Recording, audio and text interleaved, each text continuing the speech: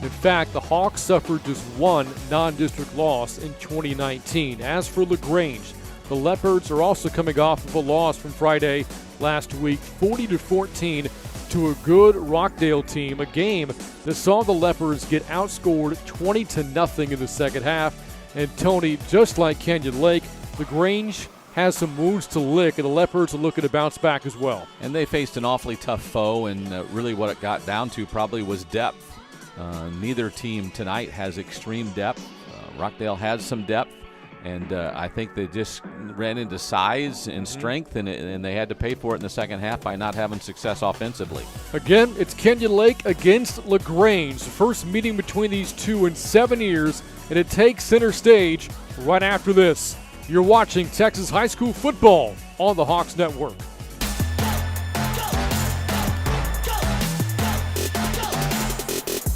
Texas isn't just big, it's wild, with all kinds of creatures. Cuddly ones, prickly ones, armored ones. All these animals need protecting, and there's one team that's always there to make sure they stay safe. Lone Star Law. Sunday at 9 on Animal Planet. Watch Animal Planet, GVTC, Channel 552. Welcome to the Rainbow Kingdom. Hi! Home of a truly extraordinary girl. My name's True. With a touch of kindness. You're the best. A bit of imagination. The wishing tree has heard you, True. And a fearless friend. Come on, Bartleby! Every adventure becomes a wish come true. Come on, everybody! True in the Rainbow Kingdom. All new. Sunday at 1 p.m. on Discovery Family. Honestly, I've never been so afraid in my life. And we've seen some scary but a rogue wave in the middle of the Bering Sea, it's nothing compared to this pandemic. Wear your damn mask. It ain't hard at all. Don't make me come find you.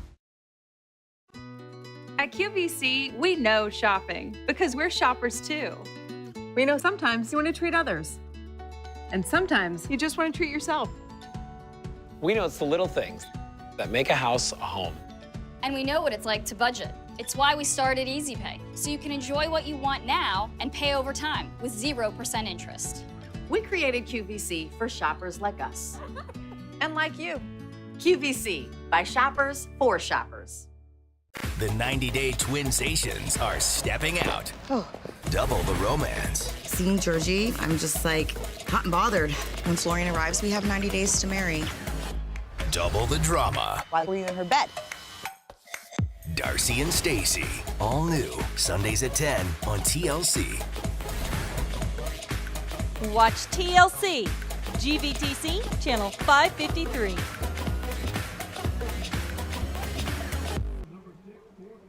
And welcome back to Hawk Stadium, ready for this Week 2 matchup between Canyon Lake and Lagrange. The coin toss right now at midfield, representing the Leopards, Grant Juneau.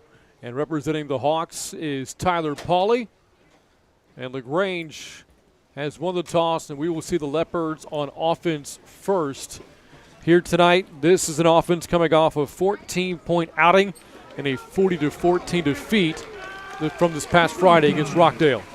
And it's the first time you've seen a coin toss like that before, huh? With one representative from each side, more than 6 feet apart. Exactly Referee right. not really getting close to either one of them. Just part of what we're going through this fall, and it's really good to know that we can play high school football here in Texas. Everybody doing their part in terms of social distancing. There is a look at the quarterback for Canyon Lake, Peyton McMullen, who we'll see later on this evening. Of course, he will not start an offense here tonight with the Leopards getting first possession. The senior has passed for nearly 1,500 yards in his career. These are career numbers for McMullen, 11 touchdowns against 7 interceptions, and tonight his 24th career start. Good veteran presence for Canyon Lake. Someone to really calm the team down, whether you're going well or going poorly, someone to take charge when you need him to. Again, a 3-year starter for the Hawks. Took over for another 3-year starter, Ben Fulton, who was the starting quarterback before McMullen took over the reins in 2018. So again, both teams looking to avoid 0-2 starts.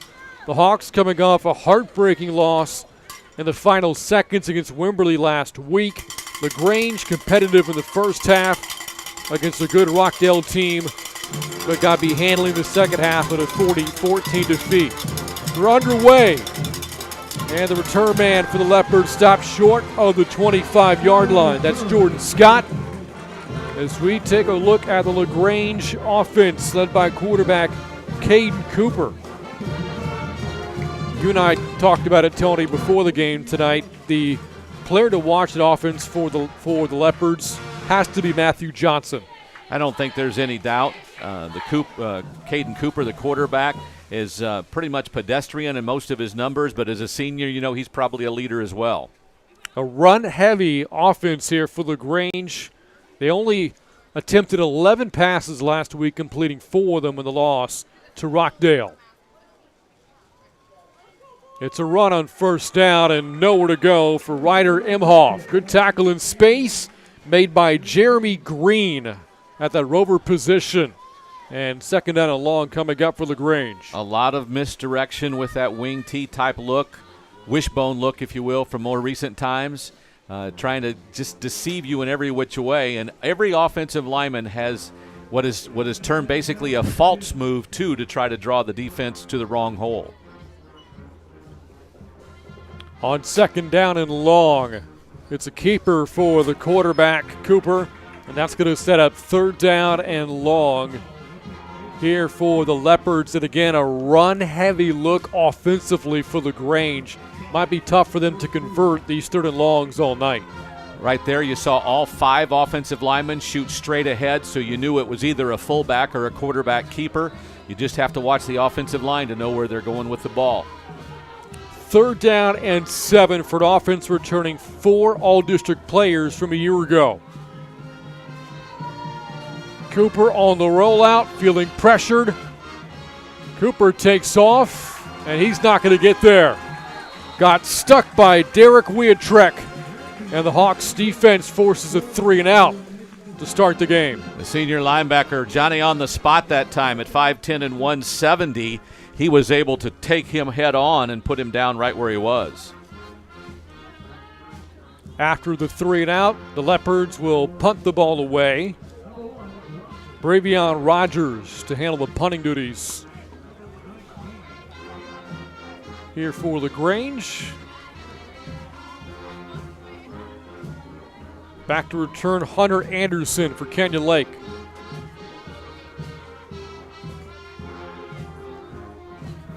End over end punt. And no return, and a favorable roll for Rogers all the way inside the 20-yard line. Now that's where the Hawks offense will start. What a punt there from Rogers. 52 yards on the punt and just not kicked the way you would expect a 52-yard punt to go, but he got quite a bounce and quite a roll. There a look at Canyon Lake head coach Charlie Drum in his 9th season here at Canyon Lake. The Hawks offensively, this slot T style of offense, it's been in place since the program first started a baker's dozen 13 years ago. Running play to the outside, the first play for the Hawks, a good one. Inside of midfield, Rivali chased down inside the 30, marked out at the 25-yard line. Only Rogers had the angle to catch him, and he ran him down, but not until he put a big chunk of the field behind him with a almost 50-plus yard run. 57 yards on the run for Ryan Rivali, the senior. Last week had -3 yards on 7 carries against Wimberley. That'll up your average. Yeah, indeed it will. First half of the 25. Inside run this time for the Hawks. That's not 57 yards there for Canyon Lake as Wiatrek picks up a single yard to bring up second down and 9. Last week, the fullbacks for Canyon Lake had somewhere around 100 yards on about 16 rushes, so a lot of success up the middle against Wimberley. The first try here tonight, not so successful. Hawks averaged about 6 yards of play in offense in the loss to the Texans last week. Spinning his way inside the 15-yard line is Jesse Horner. Horner had a big game last week against Wimberley. He did, with 65 yards and a couple of touchdowns. He was the guy that really hit pay dirt well for them. And one of those trips into the end zone came with 15 seconds left in the first half. The Hawks led that game at the break 14-7.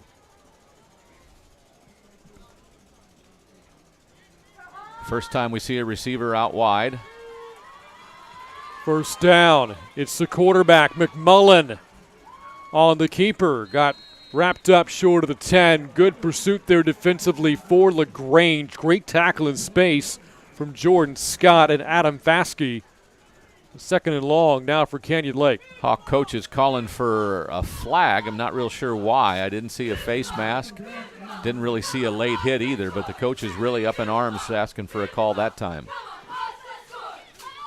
There is McMullen again, third year as a starter. Last week against Wimberley, 7 of 15 passing for $155 and did not turn the ball over. In fact, the Hawks, you mentioned what a tough loss it was, lost the game despite the fact as a team they never turned the ball over.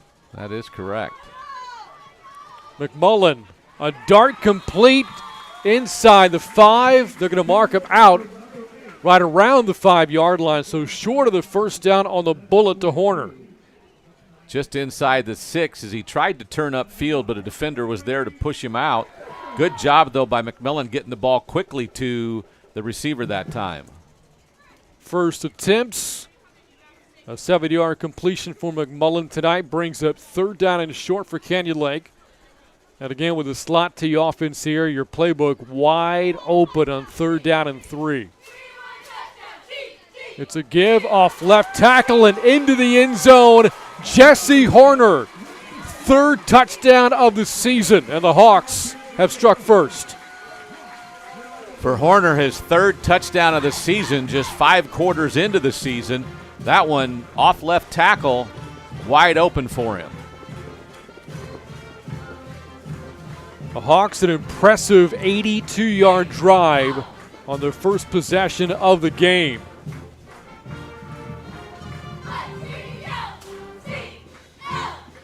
And out for the point after, Dalton Stanley, who has replaced Nash Young at kicker.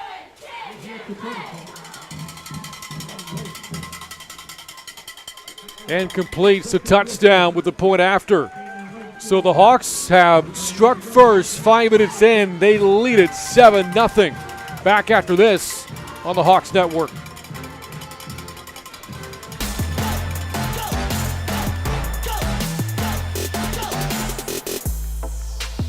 Texas isn't just big, it's wild, with all kinds of creatures. Cuddly ones, prickly ones, armored ones. All these animals need protecting, and there's one team that's always there to make sure they stay safe. Lone Star Law, Sunday at 9 on Animal Planet. Watch Animal Planet, GVTC, Channel 552. Welcome to the Rainbow Kingdom. Hi! Home of a truly extraordinary girl. My name's True. With a touch of kindness. You're the best. A bit of imagination. The wishing tree has heard you, True. And a fearless friend. Come on, Bartleby! Every adventure becomes a wish come true. Come on, everybody! True in the Rainbow Kingdom. All new. Sunday at 1 p.m. on Discovery Family. 4 plays, 82 yards for the Hawks to find pay dirt on top 7-0 after their first possession of the game. Nice return, but the ball is fumbled. It's still live, and it looks like Canyon Lake may have gotten it. It looked like Blaine Carnes jumped on it, and he did. Boy, that ball was loose for a couple of counts, and several people had a chance at it. And he and a Lagrange player both went for it, and I think he wrestled it away. Jordan Scott coughed it up for the Leopards. Ball pinballed around, and Carnes, the junior, comes up with it.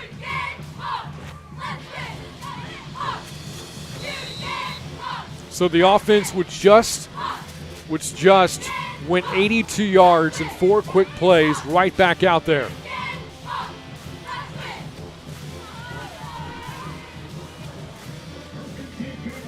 Lagrange turned the ball over twice last week in its loss to Rockdale.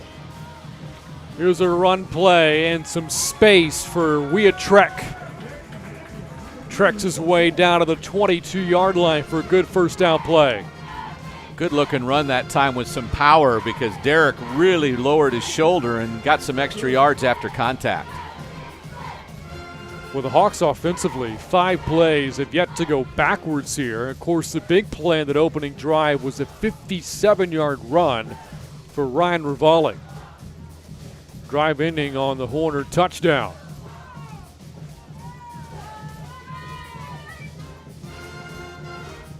Good group of backs for Canyon Lake. In the slot T offense, a group headlined by Horner and James Bates.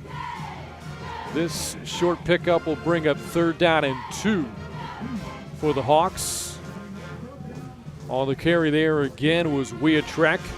Horner again a pair of rushing touchdowns last week for the Hawks, and Bates was an all-district rusher a year ago, led the team with close to 900 yards and 9 touchdowns. We have yet to see him. In fact, look at the sidelines, and Bates is out for this game. Offensive line getting some surge at times, but that time they didn't. And on 3rd down, it's a first down, and Trek again inside the 15-yard line. And the Hawks close to sniffing the end zone again. That time they took Vitrack instead of going up the middle where they hadn't had a whole lot of success and just sent him off tackle where there was a gap. So now first down to the 12-yard line as the Hawks bring in Jeremy Green at that slot in position.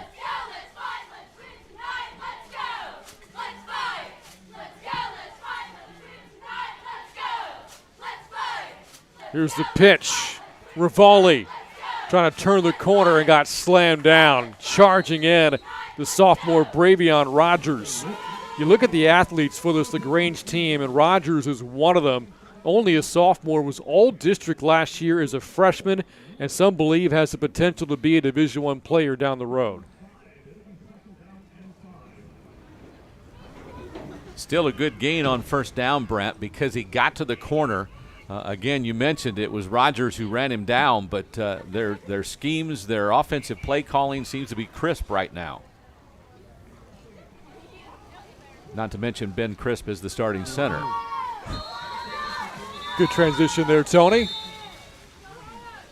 Whistles blow for a timeout. Taken by Lagrange.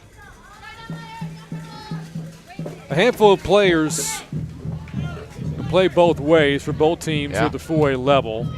Again, the touchdown scored by the Hawks courtesy of Jesse Horner on their opening drive, and we talked about his game last week, and Horner put up some numbers against Wimberley. He did. 19 carries, 65 yards, only 3.5 a carry. You see the difference between his explosive runs and then the runs they shut down, but he had 2 touchdowns. He also had 2 pass catches for 24 yards, so he was called upon often. But again, I go back to the fullbacks. The fullbacks with 16 carries and just under 100 yards, that path up the middle has to be something they get. Tony was kind of joking about Ben Crisp, the center, good last name when describing the last play. This offensive line, experienced group for Canyon Lake. 4 of the 5 starters are seniors, and they're big too. 3 of the players up front listed at 230 or bigger. Whistles before the second down snap. That's a false start against Canyon Lake. Not what you want to see on 2nd and 5. Now you're back to 2nd and 10, and you've got to come up with a play that gets you a few more yards so your 3rd down's manageable.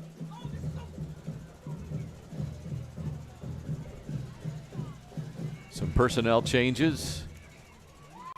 There again, McMullen wearing the number 12 for Canyon Lake. Multi-sport athlete here at Canyon Lake High School. Also plays basketball and baseball. A member of the track and field team in year 3 as a starter for this program.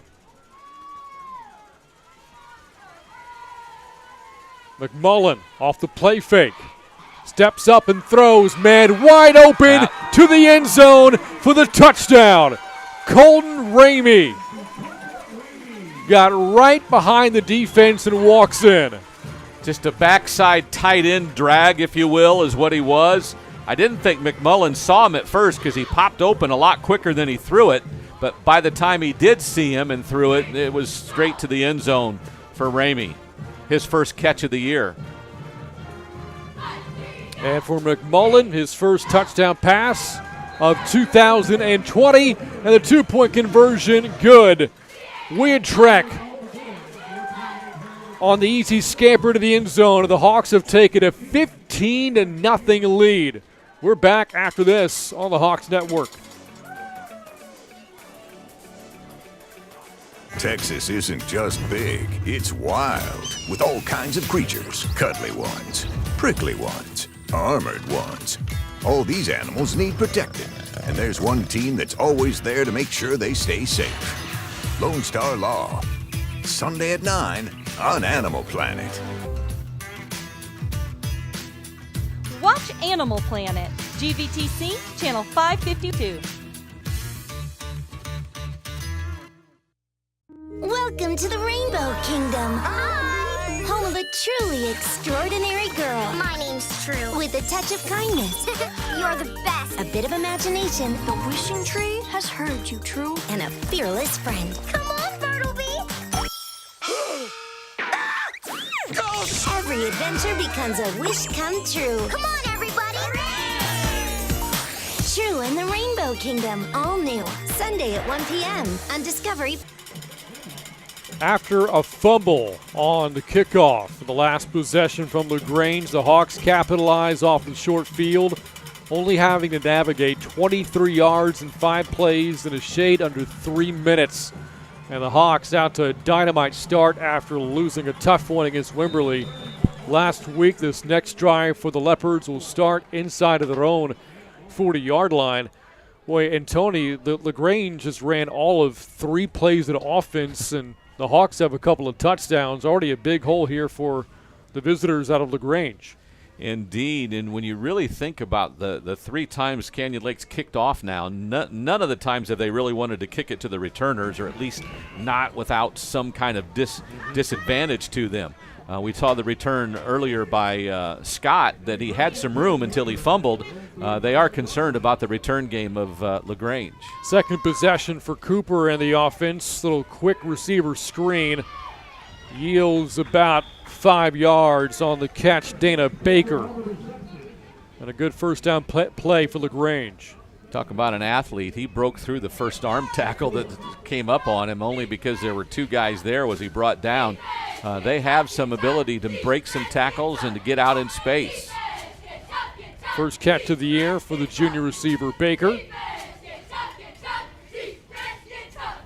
Second down play is a run. Got blown up by Ramey. Had the touchdown catch for the Hawks on that last possession. Ramey is a very good defensive player. All district last year as a sophomore. That was a good looking hit. Ramey just slid off the block and came head to head with the runner. No gain there for Taylor, who led the team last week with 86 yards on the ground. 3rd and 5 for Cooper in the offense. Slings it, and a catch made right at the stick. Second effort and a first down for Bravion Rogers. Good third down play for the Leopards. Moves the chains. He really went up and did a good job of grabbing that one, Brandt. Brought it down, got them a first down. Had a couple of defenders that he had to get away from, and he did. Inside of 3 minutes to go here in the opening quarter. Hawks 2 possessions, 2 touchdowns. Lagrange, his second possession tonight. Rogers has been up on that top spot on the formation. The run pass option. Cooper the keeper. Cooper's inside the 30. There he goes, and the quarterback is gone.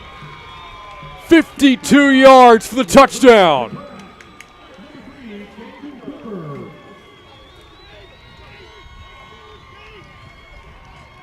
And how about that play for Lagrange? The RPO play, Canyon Lake's defense out of position, and Cooper a 52-yard gallop to pay dirt.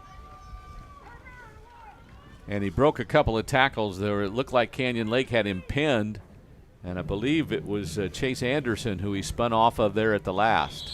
Well, a ton of movement before the snap. And we'll see who this is whistled against.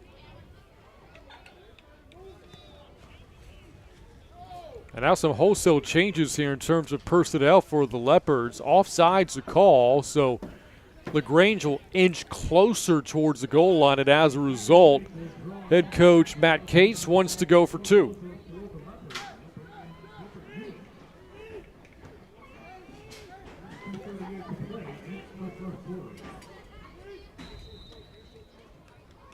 Leopards program coming off an 8-win campaign from a year ago. Lost the opener last week.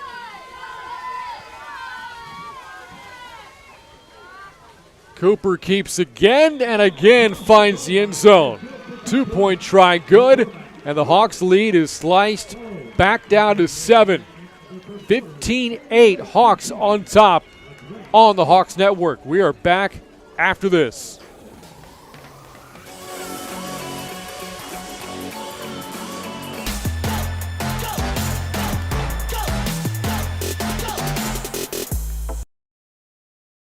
Texas, Sunday at 9 on Animal Planet. Watch Animal Planet, GVTC, channel 552. Welcome to the Rainbow Kingdom. Hi! Home of a truly extraordinary girl. My name's True. With a touch of kindness, You're the best. a bit of imagination, The wishing tree has heard you, True. and a fearless friend. Come on, Bartleby. Every adventure becomes a wish come true. Come on, everybody. True in the Rainbow Kingdom, all new. Sunday at 1 p.m. on Discovery Family. To Hawk Stadium, 15-8, the Canyon Lake lead. Leopards responding with a touchdown drive and a quick one on their last possession. 4 plays, 63 yards in a minute, 45 seconds. Of course, the bulk of the yardage on that 52-yard house call from quarterback Caden Cooper. Just one of those plays where you don't expect him to do much, because they haven't had a whole lot of interior success. But when he turned that corner, Brent, he just had a different gear to turn on and just pulled away from the crowd. Broke a couple of tackles, and then he was gone. See Coach Drum on the sidelines there for Canyon Lake with the Gator mask up. A lot of preparations from his program to get ready for the season, given all that's happening around us. There's another big play in this game. Tight roping down the sideline. Horner, another big run. They'll mark him out at the Leopards' 42. 33 yards on the run for Horner. Has a touchdown already in this game. Now 3 carries for close to 50 yards on the night. When the offense is clicking, it's a pretty thing to watch, the way guys just explode out of the sets. McMullen off the play fake, taking a shot down the field for Green. Incomplete.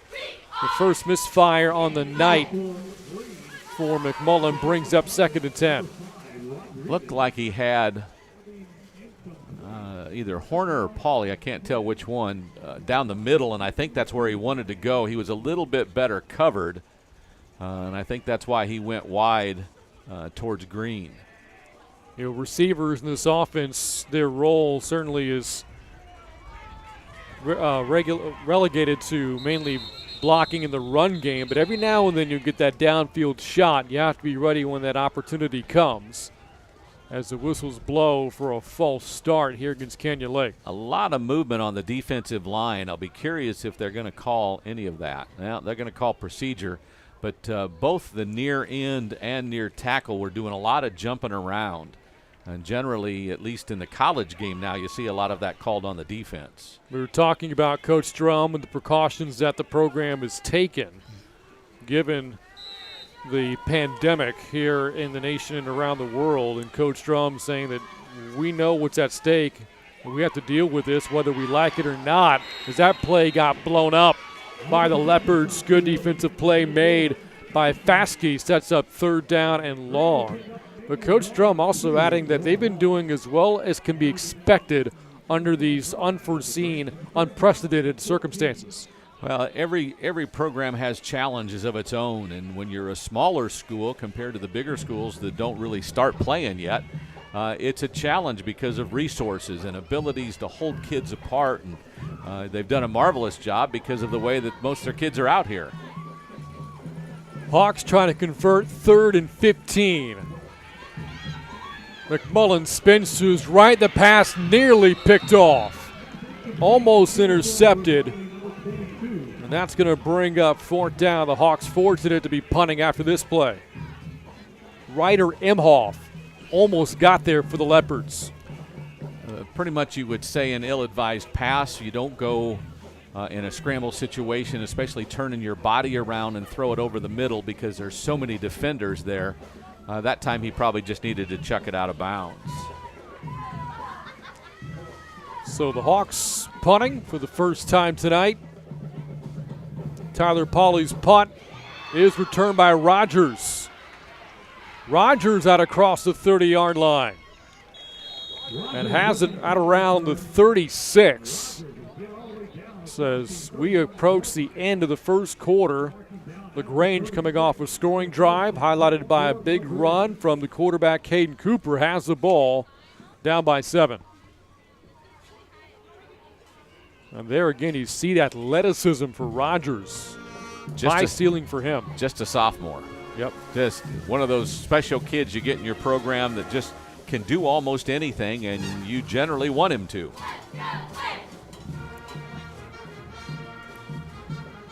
First time in 3 drives, Canyon Lake has had to punt, and we still have a minute to go in the first quarter. Last year there was kind of a split at quarterback between Matthew Johnson and Caden Cooper. A year ago, Cooper completed just 18 passes all season, but 7 of them for touchdowns. Johnson, whose name we've talked about a lot, but has yet to touch the ball in offense, only 2 touches last week, was an all-state player last year. Over 1,500 yards of offense for him.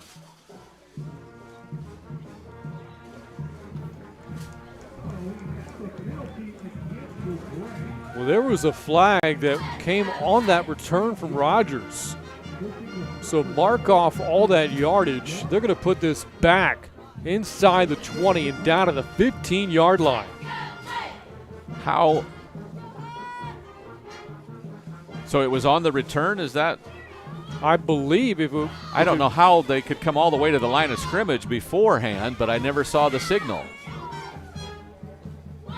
Officiating crew makes the call, and now the down markers move as well. So this was not an after-the-play penalty.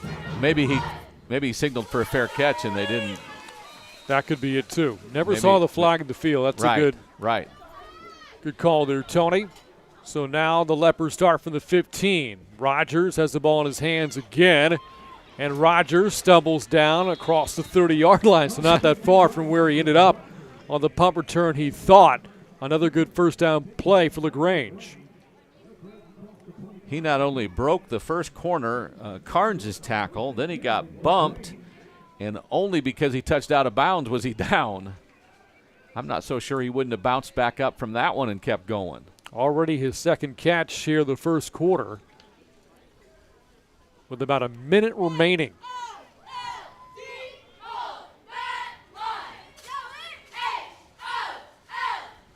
A run up the gut and some room there for DJ Taylor. His first carry, he got stuffed by Colton Ramey. This carry, though, a good 9-yard gain for the Leopards. They're going to call it a 10-yard run and give him a first down. This rushing attack of Lagrange is really good. A year ago, averaged more than 200 yards per game, with Taylor and Johnson combining for over 1,700 yards over the course of a 12-game season. Taylor again, and falls forward for maybe a couple of what could be the final play of the opening quarter. Canyon Lake's running basically a three-man front with a couple of ends on the outside, and what's happening is when their offensive line can double one of the three offensive or defensive linemen and get a seam, the runners have been able to get through the middle. That time the defensive line was able to hold them off. And that'll do it for the first quarter. An entertaining one here from Hawk Stadium. Both teams looking to avoid 0-2 starts as Canyon Lake on top by 7. Heading into the second on the Hawks Network.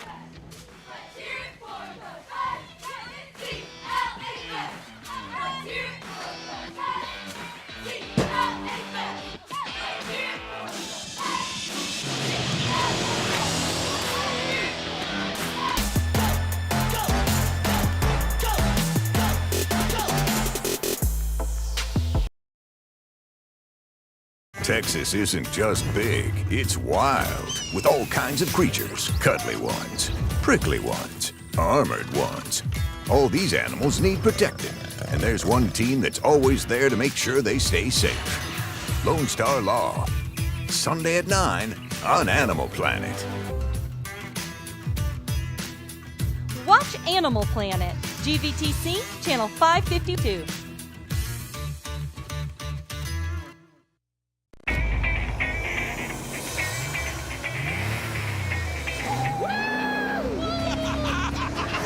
This one is called the Big MX-5 300 ZX. Yes, yes, Mikey, yes. Sometimes you have to think outside the box. I am going to be making my car up as I go along. Doesn't get much cooler than this. I mean, seriously. Wheeler Dealers. New episode every Wednesday at 9 on Motor Trend. Or stream every episode ad-free on the app. And welcome back to Hawk Stadium. After one, Canyon Lake on top by 7. Saw a second down play moments ago as we came back from break. Good for a couple of yards there. So the Leopards faced with 3rd down and 6. Big 3rd down for Canyon Lake. And a lot Somebody of movement moved, yeah. before the snap. I go back, Tony, to the punt return that wasn't late in the first quarter when the Leopards thought that Bravion Rogers had broken free for a good 20-yard return or so, but the play got called back as the officials ultimately ruled that he'd called for a fair catch, but the Leopard sideline didn't agree. And it's interesting, I said this a little while ago, Braylon Rogers only lines up wide to the left of their formation. He was at the top side in the first quarter. Here in the second quarter, he's on the near side. It's interesting that that's where they utilize him in only one spot instead of moving him around trying to get different matchups. This last flag is against the Leopards, a false start penalty. And now faced with 3rd down and long. Tony referenced Rogers and right now lined up against Green on the outside. Facing the blitz, a little screen play, but Taylor can't hang on to it. Incomplete.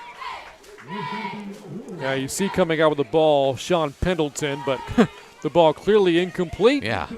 So after a couple of first downs on this possession, the Leopards stall out and they will punt the ball back.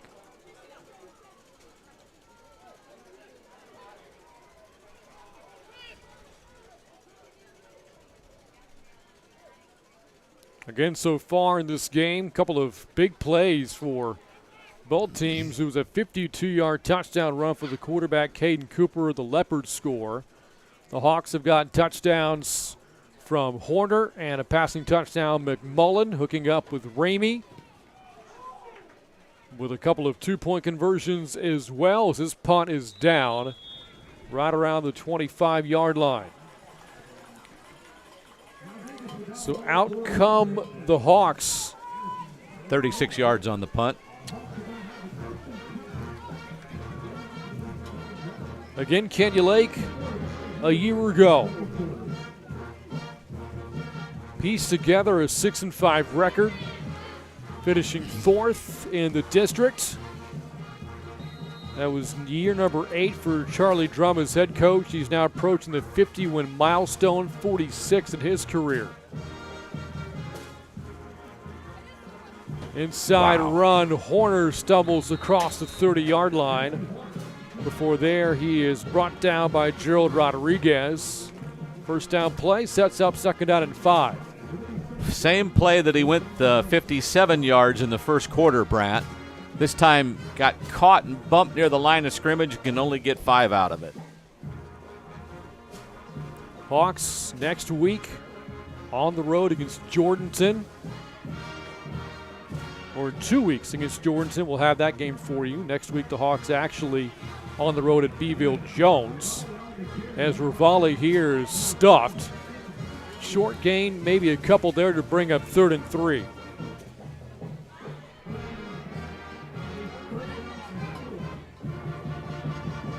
A lot of players involved in the running game, as you would expect for the Hawks. Weatrek with 4 carries, Horner with 4, Rivali with 3.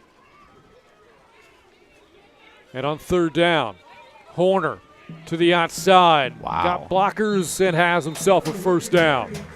It's interesting because Lagrange is running 5 down linemen trying to get all the gaps in this offense. And this time the offensive line all sealed from left to right so the run could go to the right and just had enough of a seam for a 1st down. This is a 3-4 look for the Leopards on defense. You look at the defensive line, it's a 3-man front. Right. Both defensive ends, and Grant Juneau and Joseph Mueller, are pulling double duty. They also start at tackle on the offensive line. Boy, you wonder how much Kenyon Lake can wear down this front 7 with so many players playing both ways. As Rivali breaks free to midfield for another 1st down. Well, what you're seeing right now is both defensive ends, you're right, both defensive ends are up on the line, but they're both going down into 3-point stances, and then there's a rover on the right side of the defensive line, so they really have 6 guys on the line, and once Canyon Lake can get a seam, then there's nobody there for 3 or 4 more yards. The nose tackle in the middle, Javier Lopez, has replaced an honorable mention All-State player from last year, Colton Whitaker. Wow. On 1st down, there he goes. Goodbye. Horner in for the 2nd time tonight. The Hawks' 2nd play this evening, covering 50 yards or more. And Horner, a 2-touchdown Friday.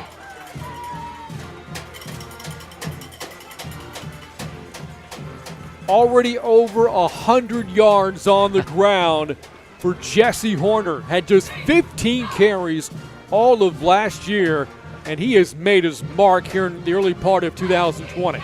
Indeed he has, and that time, again, once he got through the line of scrimmage, Brant, there was nobody in front of him. And he's got enough speed to outrun anybody in the secondary, outside of Rogers maybe. The point after for the Hawks is good. Kenyon Lake on top, 22-8. More than 8 minutes remaining until halftime on the Hawks Network. We're back after this.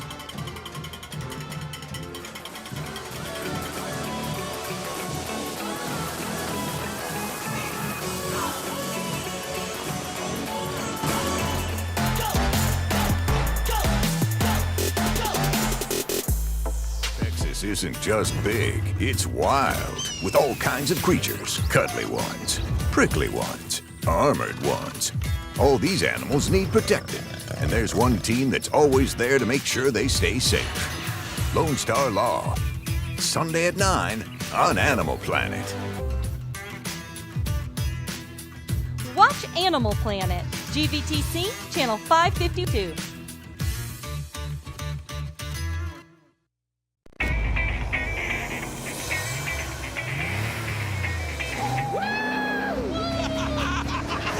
This one is called the bigger MX-5 300 ZX. Yes, yes, Mikey, yes. Sometimes you have to think outside the box. I am going to be making my car up as I go along. Doesn't get much cooler than this. I mean, seriously. Wheeler Dealers. New episode every Wednesday. Ensuing kickoff following the long touchdown run from Horner and a kneel down taken inside the 35-yard line. That's where the next Lagrange possession will start. The Hawks tonight have already run for over 180 yards. You look at the offense, Tony, over the past 4 years in terms of production, running the football, more than 240 yards on average each game in each of the past 4 years. Last week, kind of an off week given the Hawks' lofty standards. Texans holding them to 209. But Canyon Lake's running game is hard to stop. It is, and it's been powerful for a long time. Leopards try to respond on this drive. Taylor gets the first down call, turns the corner, and a good run to start off this drive will set up 2nd down and 5. They put a big body and basically a halfback or a receiver type out blocking the lead that time, and one of the Canyon Lake defenders took a bad angle, and that's what sprung him. And Canyon Lake's got to really pay attention to that because they cannot afford to miss those tackles. Again, the point after was good. The Hawks now we have it 22-8 on top of Lagrange. There goes Taylor, banging his way inside of midfield. Impressive looking run for Taylor and a first down here for Lagrange.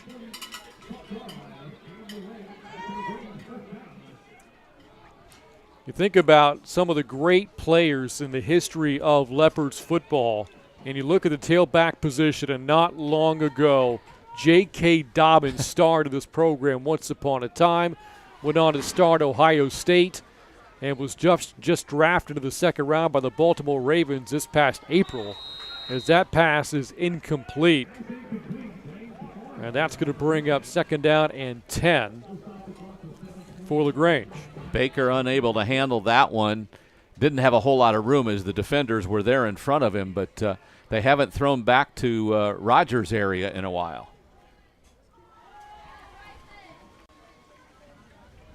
And more on J.K. Dobbins and his story.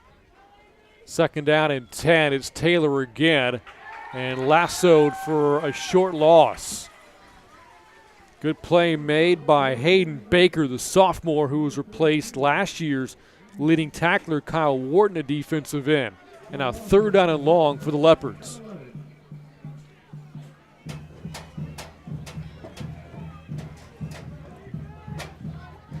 Good time for a defensive stop.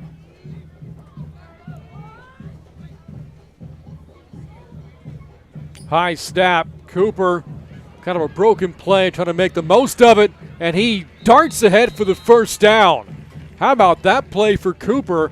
After a high snap, play is broken, takes off, and makes something happen. Unbelievable that Green came in and had a chance to knock down a pass if he throws it. He pulls it down and squirts out and gets into the secondary before someone can drag him down, but he squirted hard enough at the finish of that run to get the first down. Of course, Cooper responsible for the only touchdown the Leopards have tonight, that 52-yard run back in the first quarter. Here's a run coming from the motion man of the slot inside the 25, banged out of bounds right around the 15-yard line. And the Leopards have it inside the red zone. And Brett, that's the second time one of our safeties has come up with a bad angle and been caught behind the run. Jacoby Wilkerson got the handoff there for Lagrange.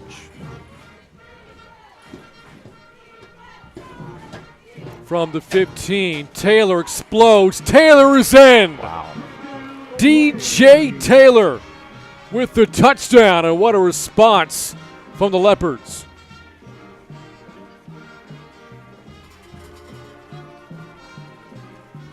He is quick and he is powerful both. Had 5 rushing touchdowns a year ago. That's his 2nd of 2020. As Hunter Arona out for the point after. His older brother, Albert Arona, was the kicker for this program and is actually now the starting place kicker for Texas State, who opens its season tomorrow against SMU. And another penalty here on the point after attempt at another offsides against Canyon Lake will again lead to Matt Cates electing to go for 2. You've got to think that's the second time it's happened. Is the snapper doing something with the ball to force Canyon Lake to jump? Because it's not like they've been there kicking the extra point now 2 times and it's happened both times. Something's happening up there to force Canyon Lake to jump.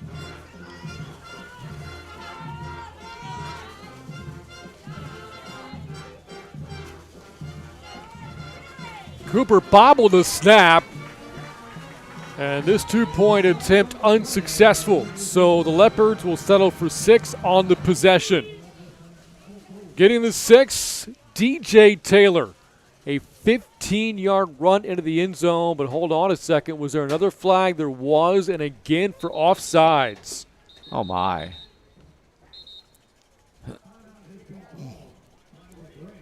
And now Lagrange calls for a timeout.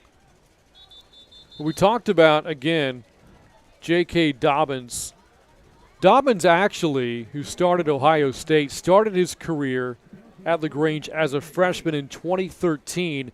Coach Cates just knew it even then on just how special of a player Dobbins was, as there you see Coach Cates with the mask on heading back towards the sideline. He was doing things, Dobbins was, as a freshman that made you realize that he had some of those intangibles that you cannot coach, and no surprise now he's running for the Baltimore Ravens.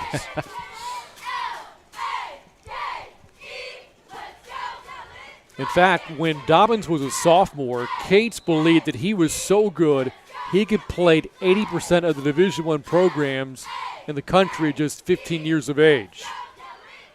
Cooper trying to back his way in. Play not whistled dead yet. And he's in. Wow. So second, third, fourth, and fifth effort for Cooper does the job. And the Leopards, another 8-point possession. And again, the touchdown courtesy of DJ Taylor. Back and forth we go. Inside of 6 minutes left in the second quarter. Hawks on top on the Hawks Network.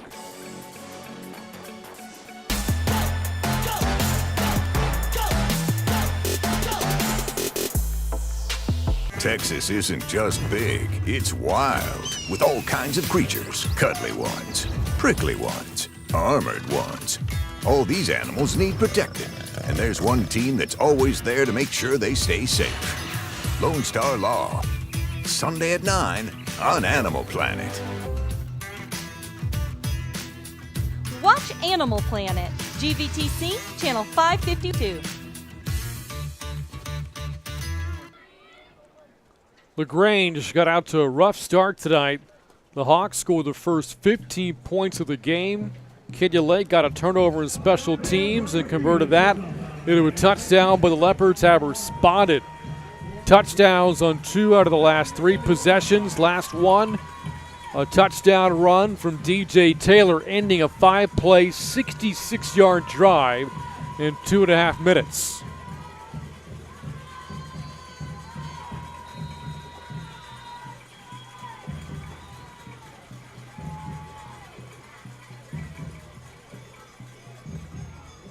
And Arona's kick fielded just short of the goal line.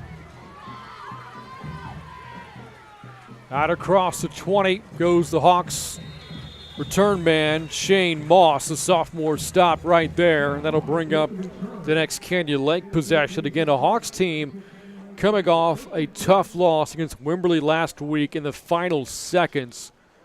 Coach Drum saying the team is going to learn from that loss. Very proud of how well they played despite the outcome, especially pleased with the execution from the offense. And Tony, I think that Coach Drum has to be pleased with that again here tonight. You got to believe that he's been pleased with just the fact they've been able to move the ball pretty much any time they wanted to, with only one of their drives stopped.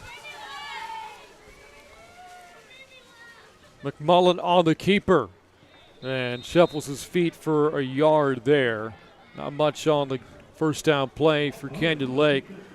McMullen talked about the loss last week as well and called it a hell of a game despite the fact, again, they lost to Wimberley, but stressed that the team cannot let a loss like that defy them or define their season. They have to come back stronger.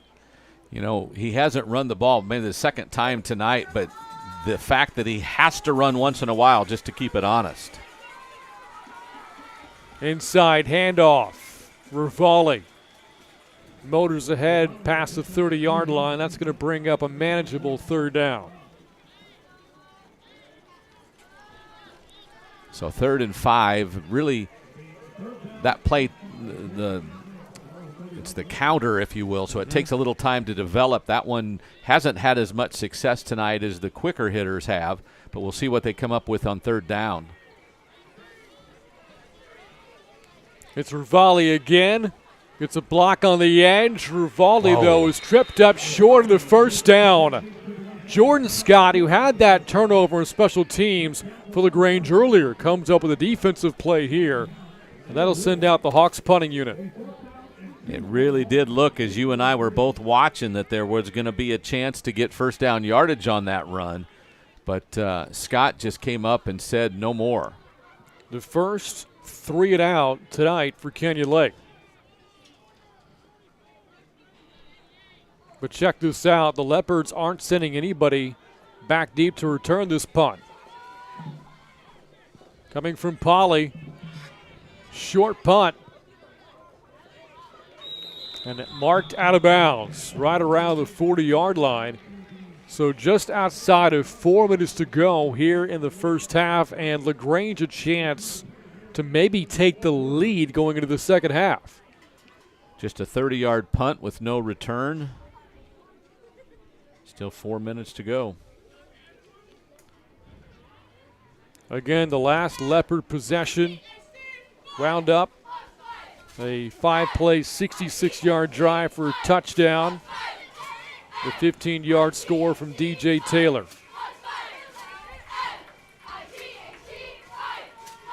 A lot of players playing both ways for the Leopards. Rogers up on the top of the set this time, so he's wide right for the first time. Here's Cooper with the give to Taylor. Escapes the initial pursuit, but he's not going to turn that into much of anything. No gain will bring up second and 10. Again, Canyon Lake getting all kinds of penetration, Brant, and just unable to get to the ball carrier and missing arm tackles. The Hawks defensively, a 4-2-5 look for Coach Drum's defense, but a staple for him during his tenure at Canyon Lake. And again, on that defensive line, look for Ramey, number 88 for Canyon Lake, coming off a stellar sophomore campaign from a year ago.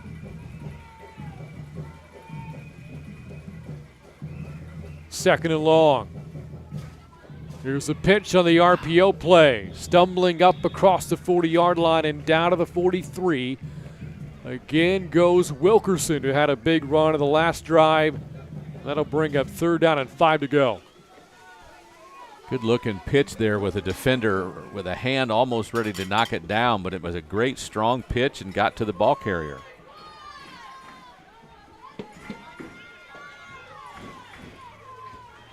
Triple option look on the last play. Whistles before the snap. And a timeout taken. Called by the Leopards. It's interesting. That'll be their third and final timeout. Big play for them, obviously. Still down by 6, trying to keep a drive alive. We've talked about this both on and off the air. They're scary athletic. They have playmakers all over the field.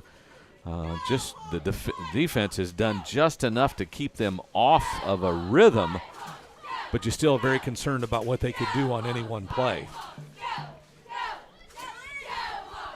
You look at some of the offense a year ago from Lagrange. It's a team that averaged about 27 points a game. They put up 40 or more 3 times, so they can be explosive. Some skilled players are back, to include the quarterback Cooper, Taylor at tailback.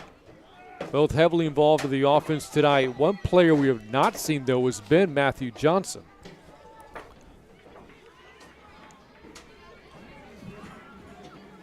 That timeout taken by Lagrange, the Leopards' third and final of the first half.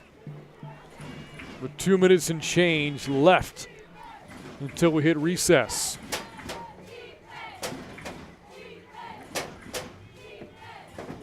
Cooper slings it complete. What a strike. What a catch by Rogers. Right in front of the Hawks sideline for the first down. Coach is saying he was bobbling it, but it was a heck of a dart, wasn't it? That is the best ball that Cooper has thrown tonight. Third catch for Rogers, and a fresh set of downs for Lagrange. Here's the blitz from Canyon Lake. Cooper going deep. Rogers overshot him. Rogers beat the coverage, got right behind Chase Anderson, who made his varsity debut a week ago, and it's 2nd and 10. One of those plays, Rogers had a step. The ball just overthrown a little bit because of the pressure that was put on Cooper by the defensive line. First incomplete pass of the night for Cooper. Little less than 2.5 minutes remaining in the second quarter. High-scoring game so far. Here's the blitz, triple option play. The first option is Taylor. And stacked up just inside of midfield will bring up 3rd down and long. Baxter got to him first but couldn't hold on, but by the time he finally had to let go, the rest of the defense was there. You look at this defense, and again, the defensive line for the Hawks is strength, but some inexperience in the back end of the defense. Yep. At linebacker, again, this is a group between Derek Wiatrek, who played his 5 games last year, not a ton of experience, and Brock Coburn at middle linebacker in this 4-2-5. Not a ton of experience between those two, and the secondary also very young. Blitz again. Cooper steps up, takes off, won't get there. On the stop, Jeremy Green from his safety spot brings up 4th down. Keith Bowers also in on the play. Good job of just staying with the pursuit and not letting him get out of space. And out officials timeout.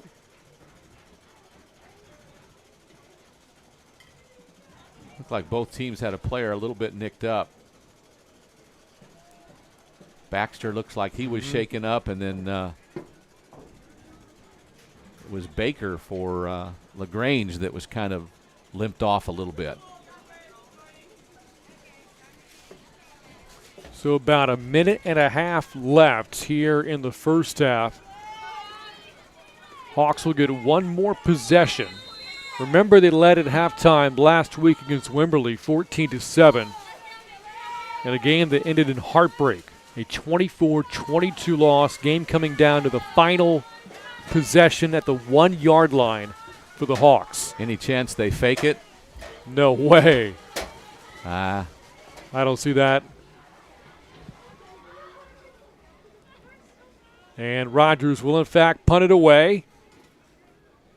Takes a bounce inside the 5 and out and into the end zone for the touchback.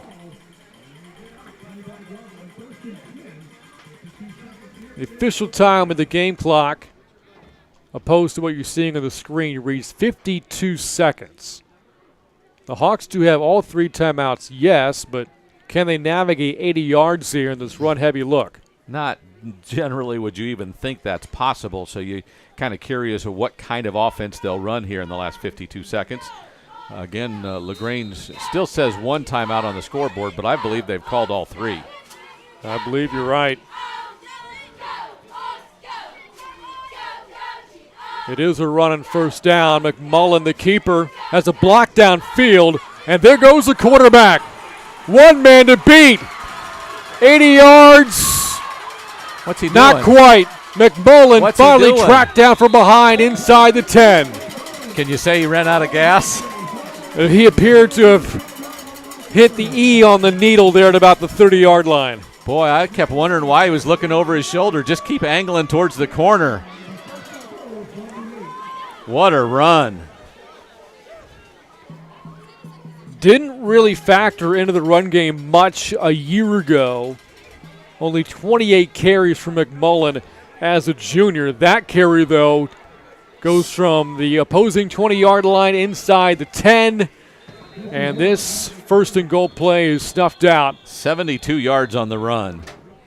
Is that right? That is correct. Math is right there as the Hawks call for the timeout there first with 29 seconds to go. So no play on that carry. We mentioned again, the Hawks led at the half last week. Halftime leads were important for Canyon Lake a year ago. Led at the half 5 times, won 4 of those games. The only loss they suffered came in that first-round playoff loss to Needville.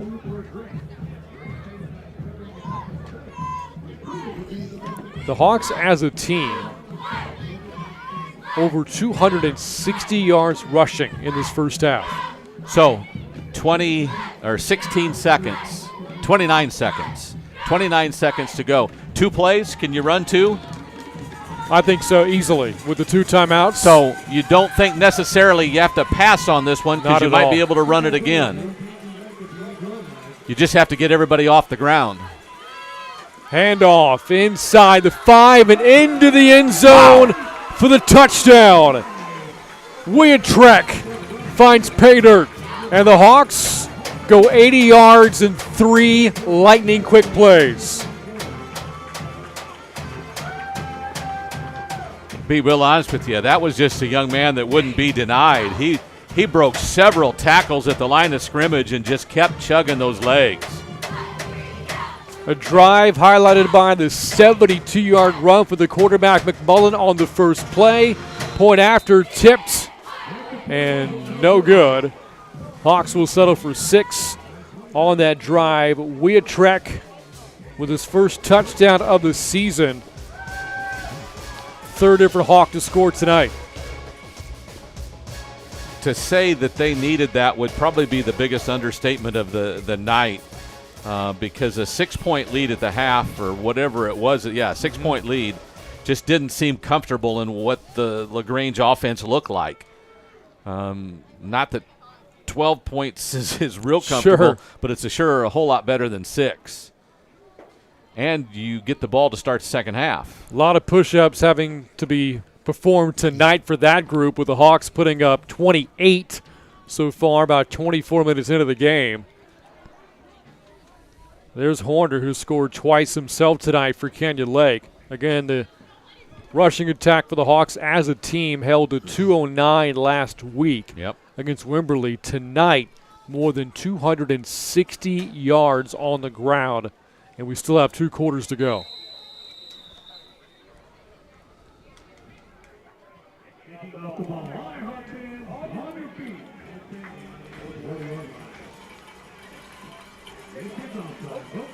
Officially 24 seconds left in this half. And the squib kick is picked up at the 30-yard line by Rodriguez.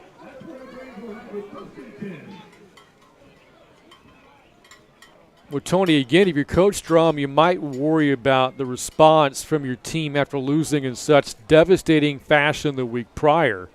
But the Hawks don't appear to be rattled at all. By the way, that was a 3-play drive that went 80 yards in 30-some-odd seconds, 26 right? seconds. 26. That's efficient.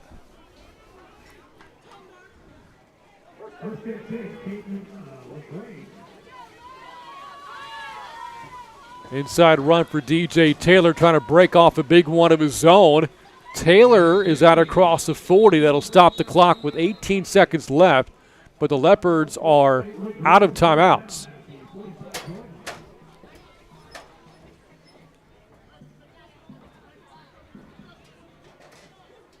Is there a flag that's going to bring it back?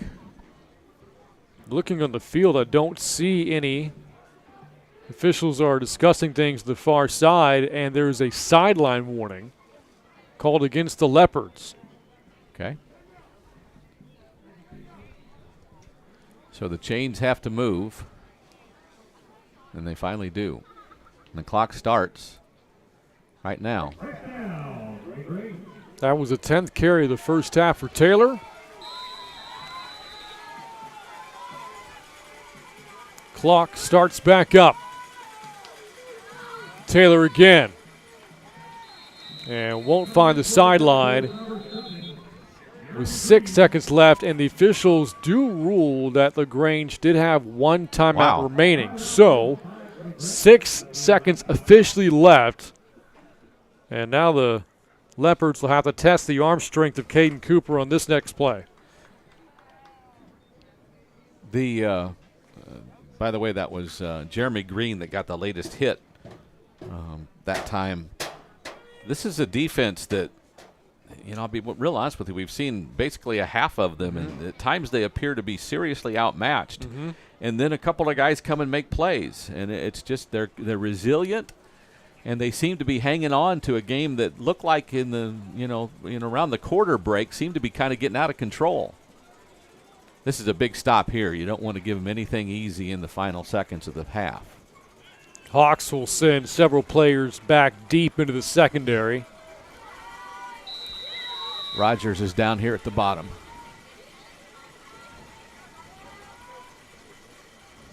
Final play of the first half, barring a penalty. Actually, no, there's 1 second left on the clock. Aren't we at home? Cooper. Yep, the timekeeper not doing the Hawks any favors there. Cooper did not take an end zone shot there. So with a second left, now officially time for one more play, again barring a defensive penalty. Rogers was on the far outside to the left of the offense and ran what was basically amounted to a skinny post, and I don't think he threw it to him. I think he threw it to an inside receiver, and I was shocked. There's space to throw it. Cooper with the screen to Rogers, trying to make a play. Rogers down the sidelines, goes end over end. Play got broken up by Anderson, and that will end an entertaining first half. The Hawks put up 28 and get big plays out of the run game, and perhaps on their way to bouncing back from a tough loss last week. It's got to be a second half that has everything they have. This is a huge game just for their mindset, if nothing else. At the half, Hawks on top, 28-16. 3 different Hawks find the end zone. Lagrange had some responses of its own. Could the Leopards dig deep in the second half? We'll find out. But up next, halftime coverage coming up on the Hawks Network. We are back after this.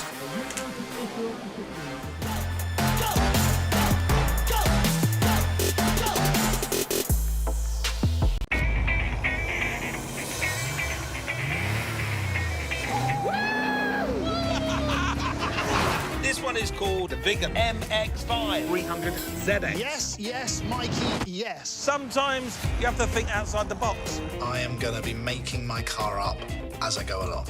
Doesn't get much cooler than this. I mean, seriously.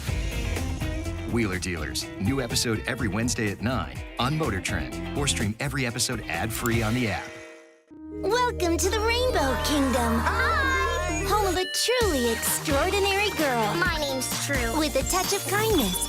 You're the best. A bit of imagination. The wishing tree has heard you, True. And a fearless friend. Come on, Bartleby.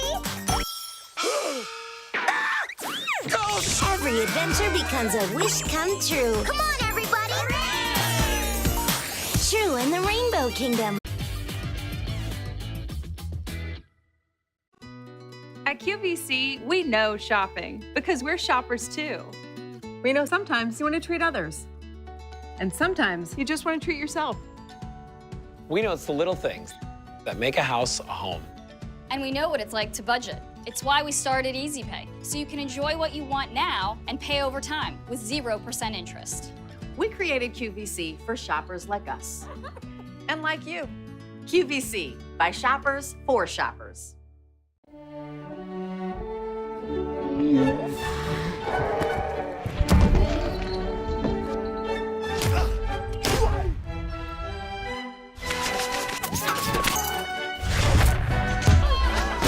Dodgeball Thunderdome, hosted by David Dobrik. New Wednesdays at 9 on Discovery. Watch Discovery. GVTC, Channel 554.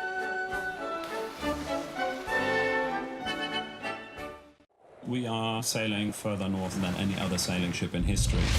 If you get stuck without enough food or fuel, that will be deadly. The Coast Guard said it's the worst they've seen in 20 years. I just have to go for it. We're at the mercy of the elements. Watch Discovery. GVTC, Channel 554.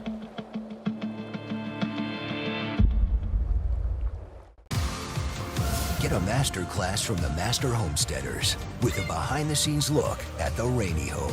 Quarantine, rainy style. We're going to have to work like we've never worked before. Stay tuned. New Homestead Rescue, Thursdays at 8 on Discovery. Watch Discovery, GVTC, Channel 554.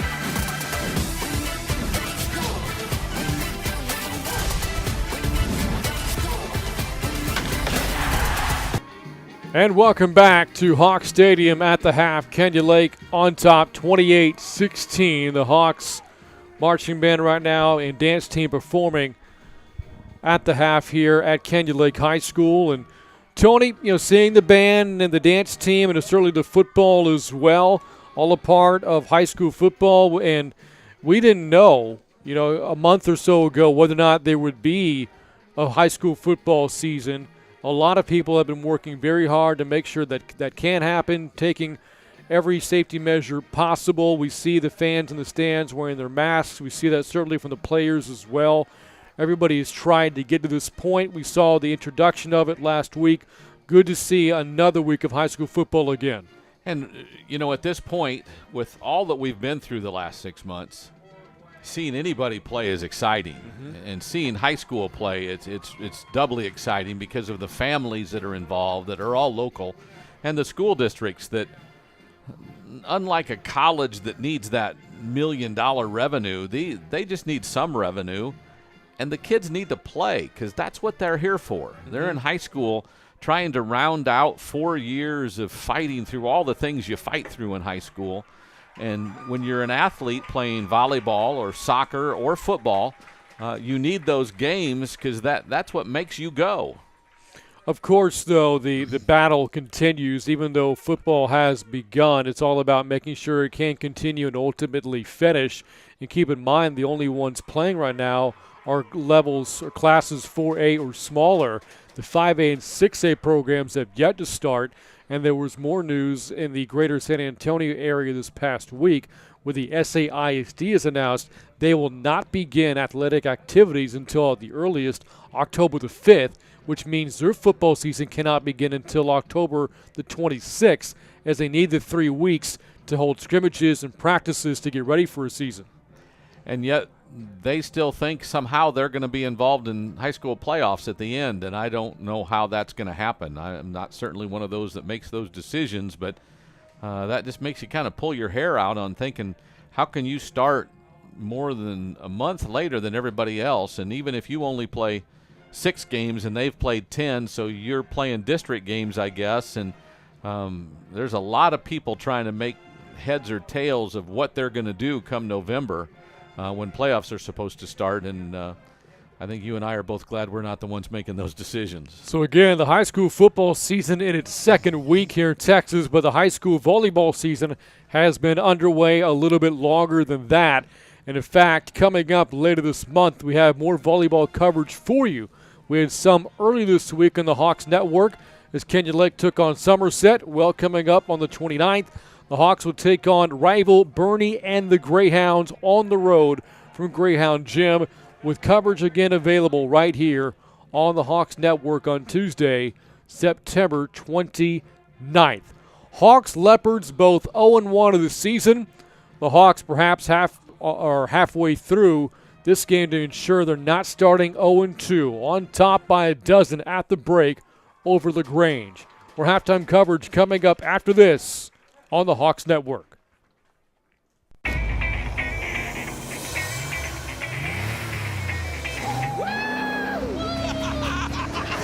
This one is called the Big MX-5 300 ZX. Yes, Mikey, yes. Sometimes you have to think outside the box. I am going to be making my car up as I go along. Doesn't get much cooler than this. I mean, seriously. Wheeler Dealers. New episode every Wednesday at 9 on Motor Trend, or stream every episode ad-free on the app. Welcome to the Rainbow Kingdom. Hi! Home of a truly extraordinary girl. My name's True. With a touch of kindness, You're the best. a bit of imagination, The wishing tree has heard you, True. and a fearless friend. Come on, Bartleby! Every adventure becomes a wish come true. Come on, everybody! True in the Rainbow Kingdom, all new. Sunday at 1 p.m. on Discovery Family. Wear your damn mask. Triplets. You're pregnant again? Babies are fun. Doubling down with the Doricos. All new Tuesdays at 10 on TLC. Watch TLC, GVTC, channel 553.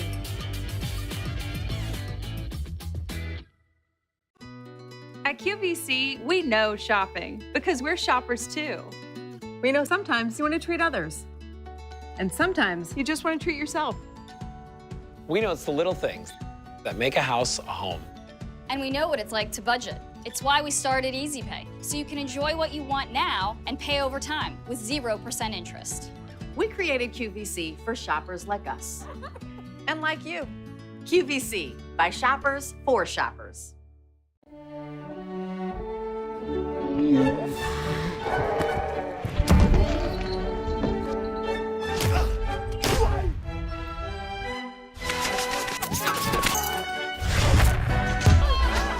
Dodgeball Thunderdome, hosted by David Dobrik. New Wednesdays at 9 on Discovery.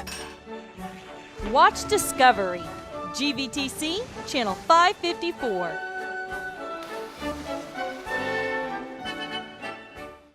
We are sailing further north than any other sailing ship in history. If you get stuck without enough food or fuel, that will be deadly. The Coast Guard said it's the worst they've seen in 20 years. I just have to go for it. We're at the mercy of the elements. Watch Discovery, GVTC, channel 554.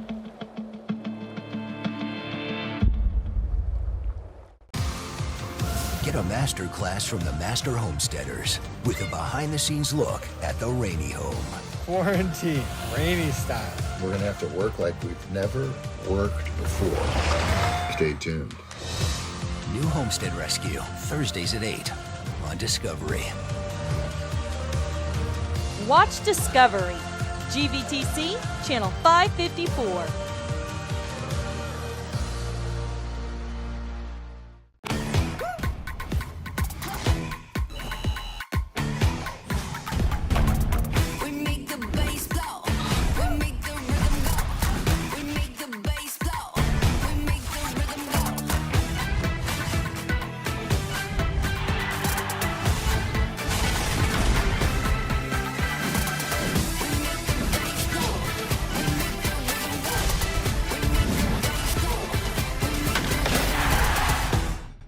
Jonathan and Drew face off in a Hollywood home build-off, and the competition, I smell fear, never stops building. It's lights, camera, renovation. An all-new Brother vs. Brother, Wednesday night at 9 on HGTV. Watch HGTV, GVTC, channel 578.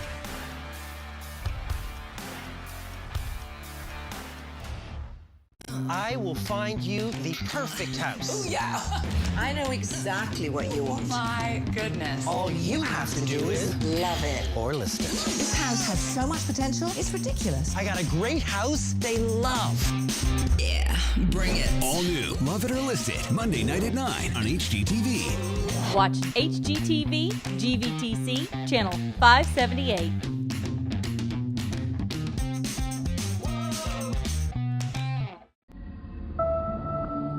Hi, John. Hi, John. Take Deborah. Deborah. To be my wedded wife. Learning that I had helped clean up his first crime. He's out of control. And there's nothing you can do about it. Evil lives here. All new, Sundays at 9, only on ID. Watch Investigation Discovery, GVTC, channel 520.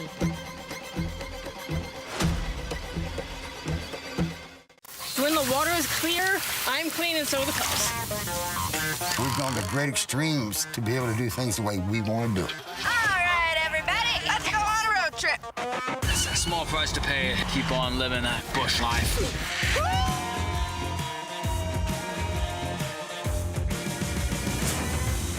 Watch Discovery, GVTC, Channel 554.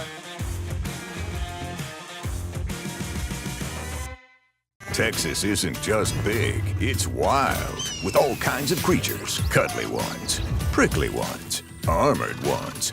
All these animals need protecting, and there's one team that's always there to make sure they stay safe. Lone Star Law. Sunday at 9 on Animal Planet. Watch Animal Planet, GVTC, Channel 552.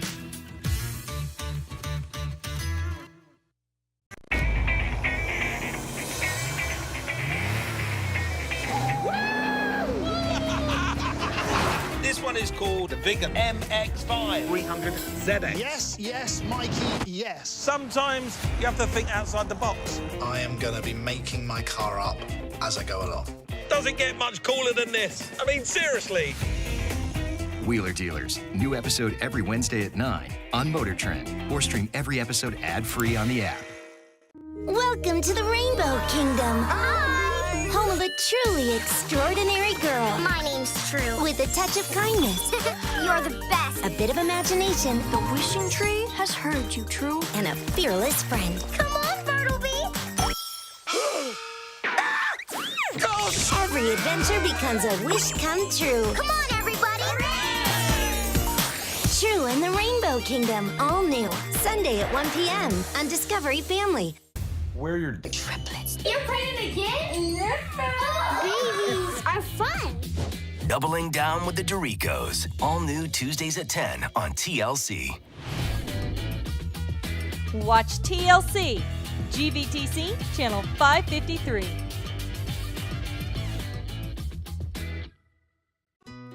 At QVC, we know shopping because we're shoppers too. We know sometimes you want to treat others. And sometimes you just want to treat yourself. We know it's the little things that make a house a home. And we know what it's like to budget. It's why we started Easy Pay, so you can enjoy what you want now and pay over time with 0% interest. We created QVC for shoppers like us. And like you. QVC, by shoppers, for shoppers.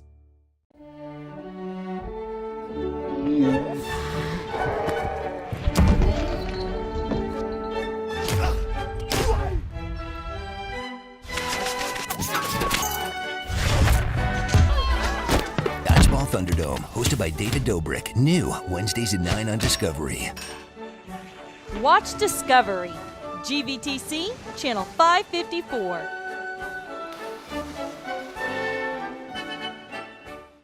We are sailing further north than any other sailing ship in history. If you get stuck without enough food or fuel, that will be deadly. The Coast Guard said it's the worst they've seen in 20 years. I just have to go for it. We're at the mercy of the elements. Watch Discovery, GVTC, Channel 554.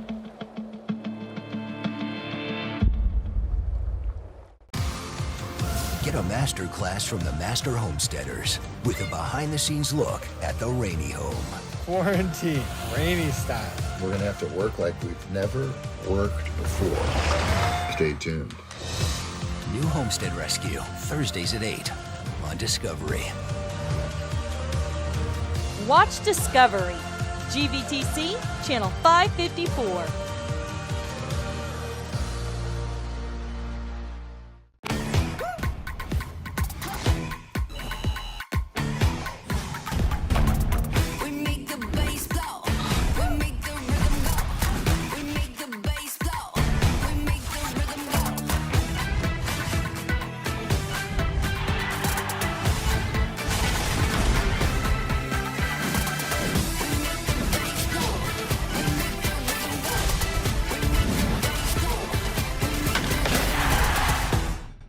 Jonathan and Drew face off in a Hollywood home build-off, and the competition, I smell fear, never stops building.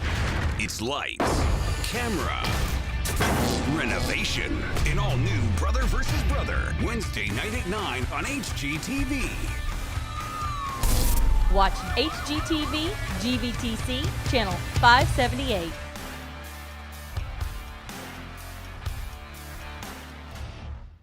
I will find you the perfect house. Oh, yeah.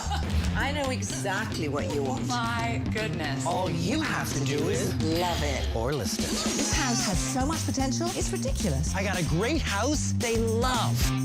Yeah, bring it. All new. Love it or list it. Monday night at 9 on HGTV. Watch HGTV, GVTC, channel 578.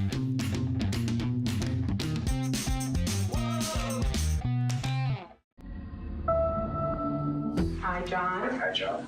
Take Deborah. Hey, Deborah. To be my wedded wife. Learning that I had helped clean up his first crime. He's out of control. And there's nothing you can do about it. Evil lives here. All new. Sundays at 9. Only on ID. Watch Investigation Discovery, GVTC, channel 520.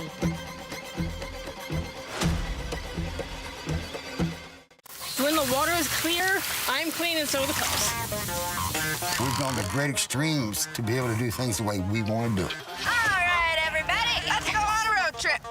It's a small price to pay to keep on living that bush life.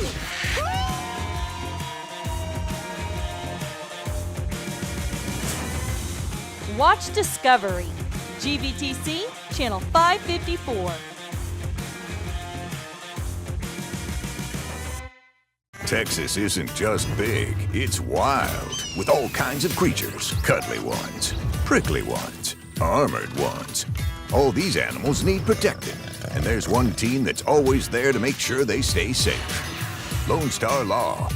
Sunday at 9 on Animal Planet. Watch Animal Planet, GVTC, channel 552.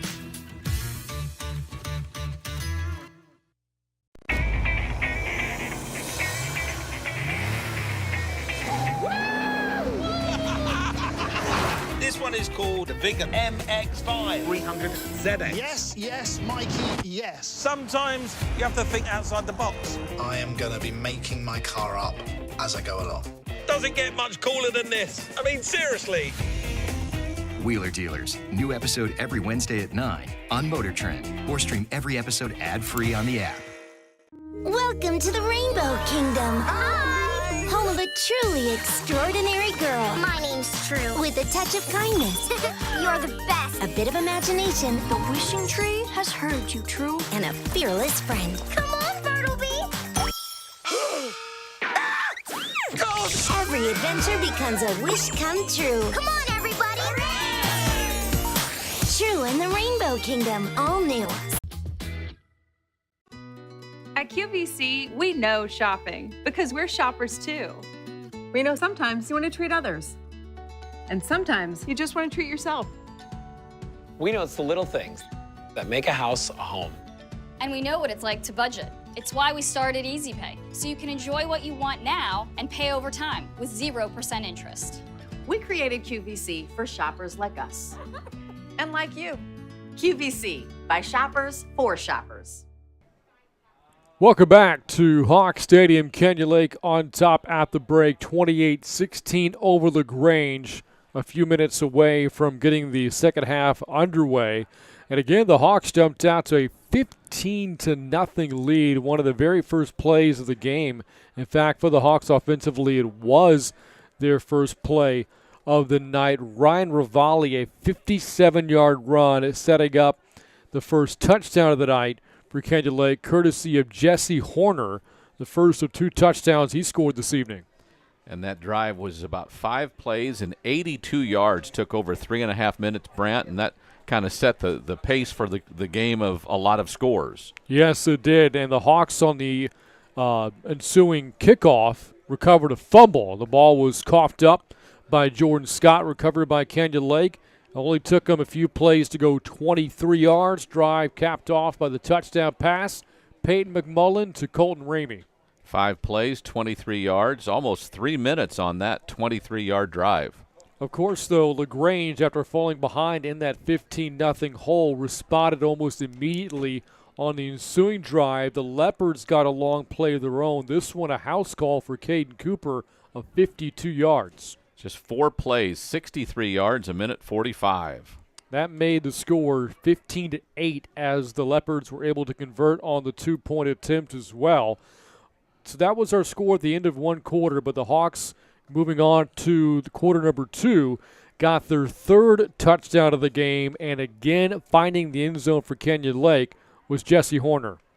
5 plays, 73 yards, 2 minutes, 20 seconds on that drive. Horner into that drive with a 50-yard touchdown. The two teams combined for 3 plays of over 50 yards in the first half. Very explosive. That made the score 22-8. But again, Lagrange was able to respond, and again doing so on the ground. The first touchdown was scored by the quarterback, Caden Cooper, with his feet, and then DJ Taylor got his first touchdown of the game with a 15-yard run of his own. 5 plays, 66 yards, 227, and a 2-point successful conversion again. Cut the lead down to 6, and the Leopards had the football late in the first half with a chance to maybe take the lead going into the halftime locker rooms, but they were unable to get a drive going, punted the ball back to Kenyon Lake, and we thought with under a minute left, 80 yards in front of them for a run-heavy offense, no way the Hawks had enough time to score. Well, we were dead wrong on the very first play of that drive. It was the quarterback McMullen reeling off a 72-yard run, the drive ending with a touchdown from Weatrek, his first of the season.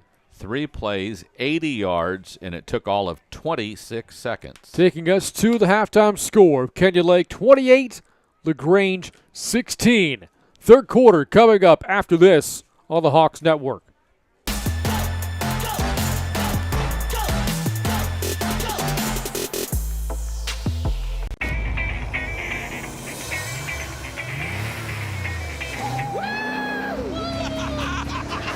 This one is called the Vigor MX5 300 ZX. Yes, yes, Mikey, yes. Sometimes you have to think outside the box. I am going to be making my car up as I go along. Doesn't get much cooler than this. I mean, seriously. Wheeler Dealers. New episode every Wednesday at 9 on Motor Trend. Or stream every episode ad-free on the app. Welcome to the Rainbow Kingdom. Hi! Home of a truly extraordinary girl. My name's True. With a touch of kindness. You're the best. A bit of imagination. The wishing tree has heard you, True. And a fearless friend. Come on, Bartleby!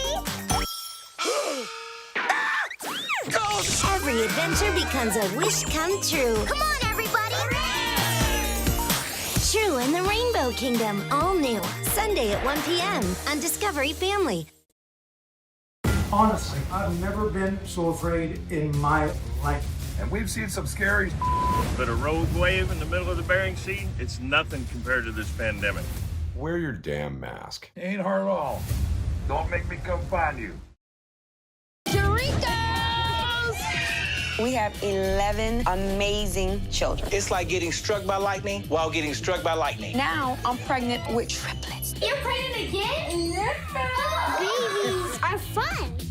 Doubling down with the Doricos. All new Tuesdays at 10 on TLC. Watch TLC, GVTC, channel 553.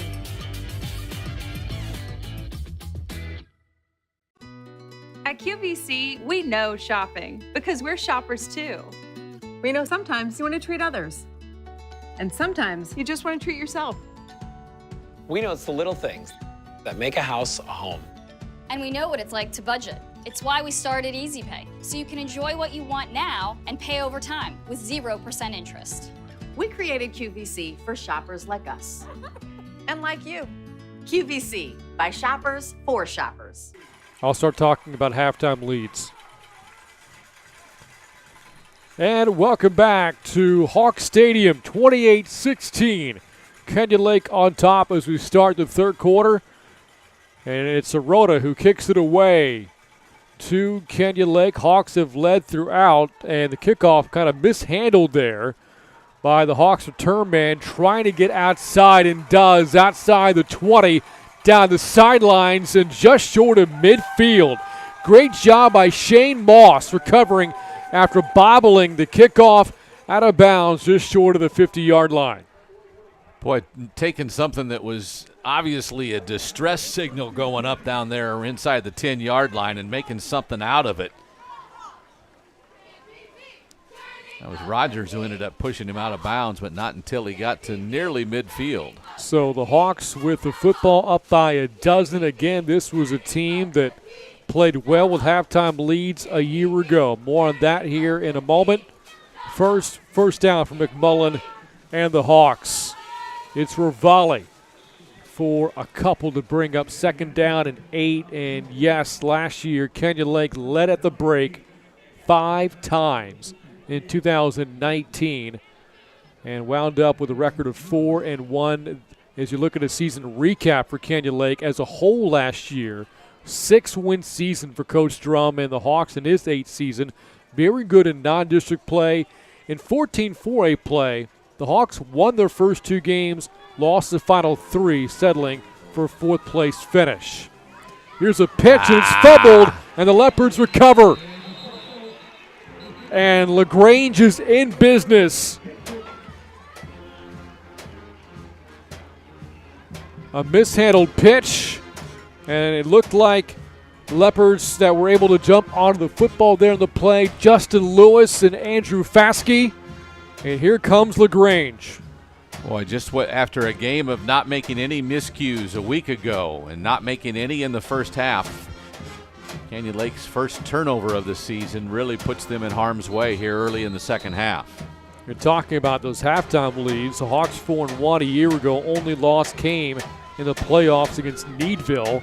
They did lead at the half this past Friday against Wimberley and fell short in that game, as we all know. So here's Cooper in the offense. It's a pitch to Taylor. Looking to get outside. Boy, Taylor blocks inside the 25. Cutting it inside. He's gone. DJ Taylor, a 43-yard touchdown. And the Leopards have woken up here in the third quarter. Got a great block from Emhoff right off the edge, and that sprung him up the field, and then he just broke tackles on his own.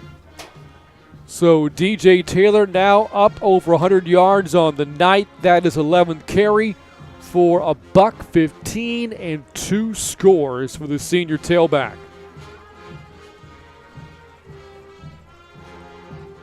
Arona's point after, first time he's attempted tonight, and it is good.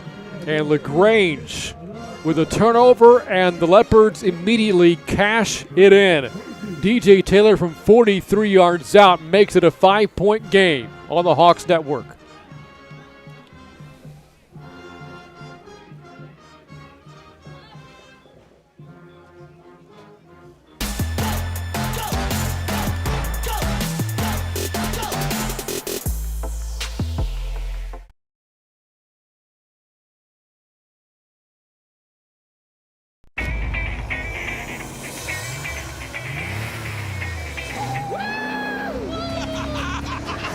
This one is called the Big MX5 300ZX. Yes, yes, Mikey, yes. Sometimes you have to think outside the box. I am going to be making my car up as I go along.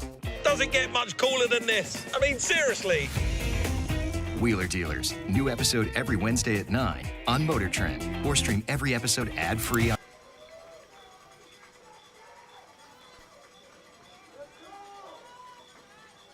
Cut down to 5. Early play in the third quarter, a mishandled option pitch from Ravalli. Recovered inside of midfield by the Leopards on the first play. DJ Taylor with a 43-yard touchdown run. And just like that, this 12-point lead cut down to 5, a little more than a minute into the third quarter. Their defensive line pretty much stays in the same order. They've done some subs here and there, but pretty much the same guys. Colton Knappe, a senior linebacker, listed as on the defensive line now. A flag flies on this first down play on the run for Weatrek. And we'll see if this comes back. Canyon Lake. Hawks committed one penalty in the first half. Wheatrack got up a little upset at one of the Leopard players. This is the first time these two have played in 7 years, last facing each other in 2013 in a playoff game. Lagrange won that night 50-8.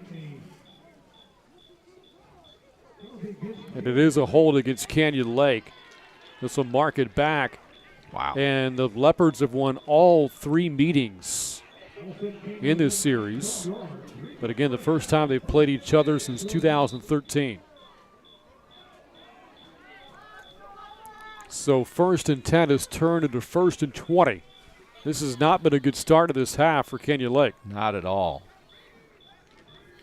Somebody's got to make a play. It's an inside handoff that didn't really get a whole lot for Wheatrack. The senior tailback who had 7 carries last week is stopped after about a 4-yard gain. So 2nd down and 16 coming up now for Canyon Lake.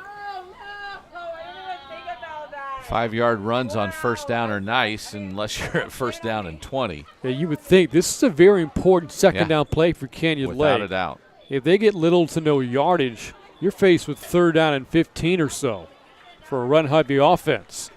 McMullen to throw. Down the field, man wide open. Green trying to outrun the defense. Rogers trying to catch up. He can't. Wow. Touchdown, Canyon Lake. 85 yards.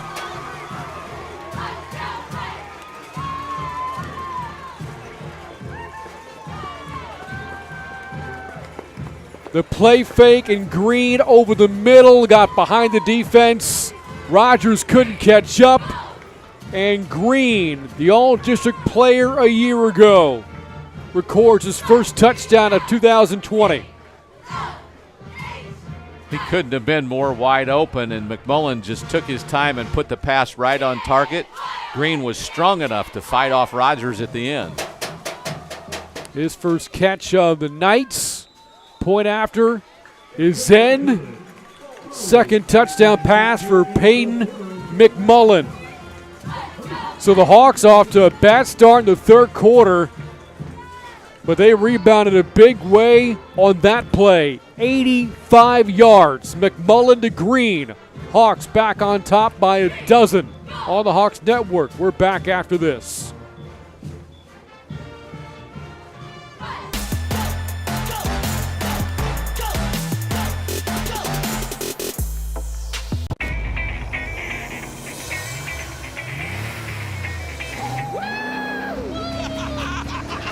This one is called the Vigor MX5 300 ZX. Yes, yes, Mikey, yes. Sometimes you have to think outside the box. I am going to be making my car up as I go along.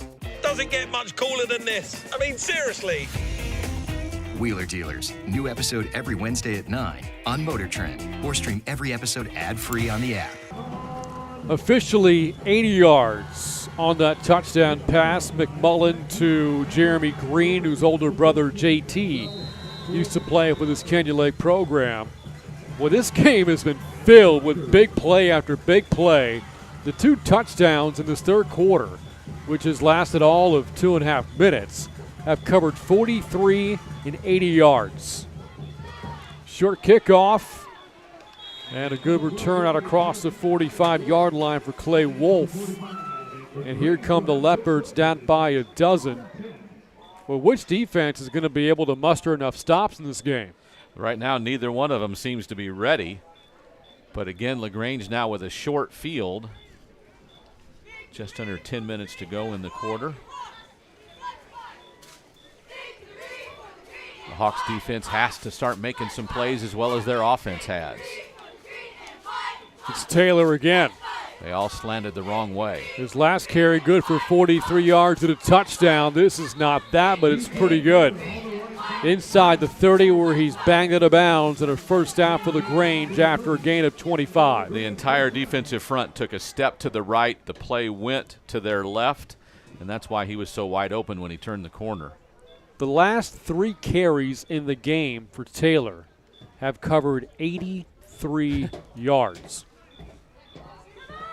Nice to get 25 on a first down run. That'll help the old YPC, yard per carry number. Here's Imhoff. Darts ahead inside the 25-yard line for a good first down play. Second down and 4 coming up to market. Hawks defense trying to muster up a stop here. The defense last year, which forced 13 turnovers, forced 2 last week in the loss to Wimberley.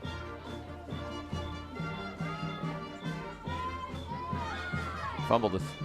Well, didn't quite fumble it, but it sure looked like he mishandled it for yeah. sure. But able to make something out of nothing was Cooper, the quarterback, and looks like he's got enough for the first down, or at least close to it. They'll say just short. Wow. No, they gave him a first down. They did. Second half was a nightmare for Lagrange last week. Got outscored by Rockdale 20-0 in a game that was competitive in the first half. They got three offensive linemen on the right and only 1 on the left. Taylor on the pitch, bounces off the first hit. And you're starting to see that as the game is wearing on, Taylor is wearing down this Canyon Lake defense. Well, that time they took their left tackle and moved him out to outside the right tackle, gave them a strong right running lane, and that's where they went. It's almost like Taylor's getting stronger as the game is moving along. Without a doubt.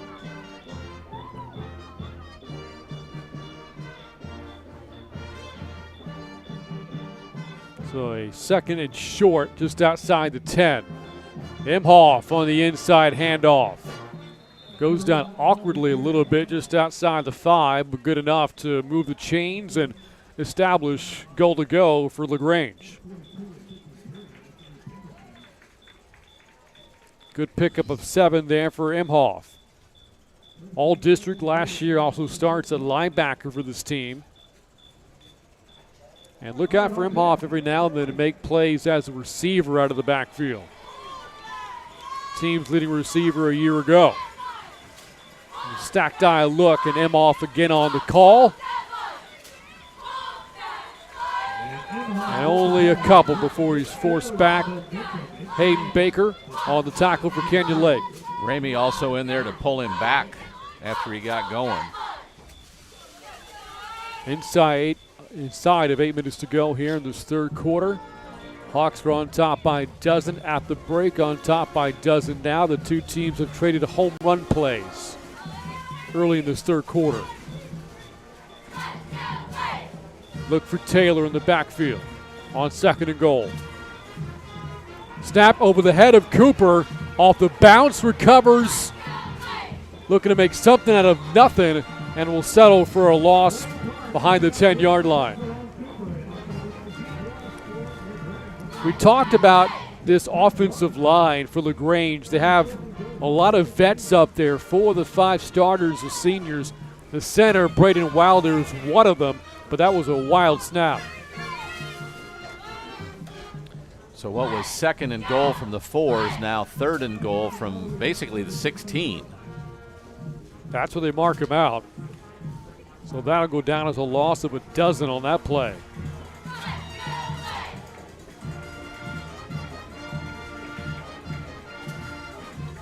After scoring this play, third and goal. Looked to be kind of a trick play there that the players were not on the same page.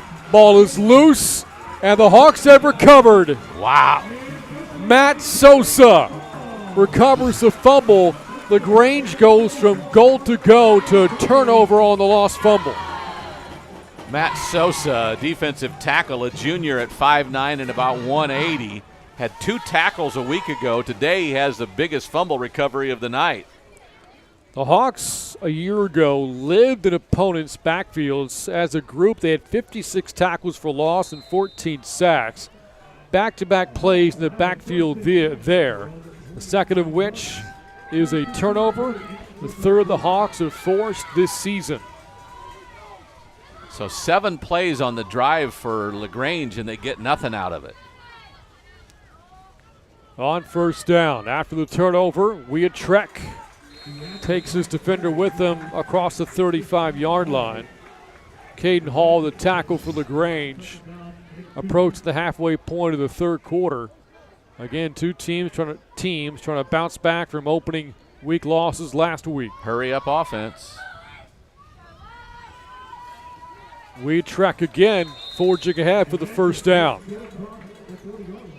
Good back-to-back runs there for Derek Trek, the senior.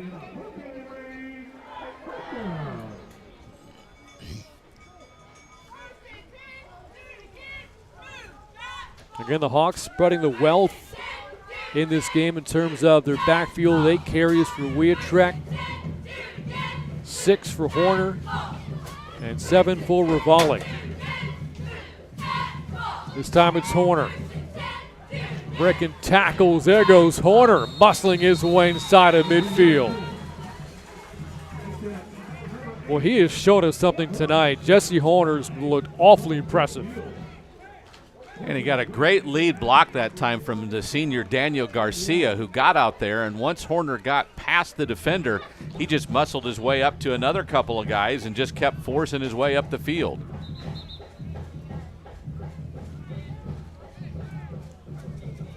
Now inside of 6 minutes to go here in the third quarter.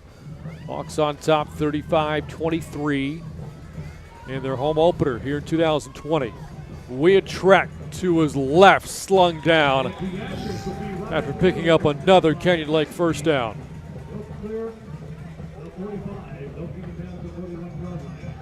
We talked about Lagrange wearing down Canyon Lake's defense. Right now, I think the Canyon Lake defense, or offense, that offensive line is really creating openings on the defensive front of Lagrange. The Hawks have some studs up there on the O-line as well. Big number 74, Eric Touche is one of them. 6'3", 275, all-district last year. Out in space for volley. Stiff arm of Rogers and out of bounds, and that's a late hit. I think they got him for a face mask at the start of that. The first flag, the second flag was for the shove out of bounds. You look at this again, and Rivali untouched as he turned the corner. And there's a shove out. As we take a look at the penalty marker here. You mentioned the face mask. It looked like, if anything, Rivali got the face mask of Rogers and not the other way around.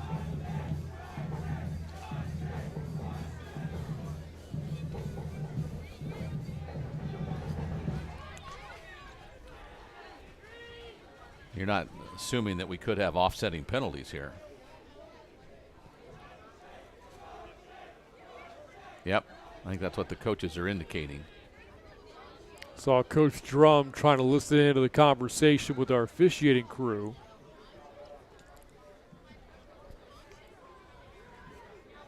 One of the lengthier meetings we've seen tonight. So the face mask would be live play. The hit after the play is a post-play penalty. So they'll take from the point the face mask penalty back, and then the personal foul, unnecessary roughness or late hit, will go after that. So the ball will still be similar to where he went out of bounds. Again, Coach Drum in his 9th season was an assistant under Matt Monzingo, so he has been with the program since its inception. Got promoted to head coach in May of 2012 after Monzingo resigned to become the CISD athletic director. Here's the call. Face mask is called against Rivali.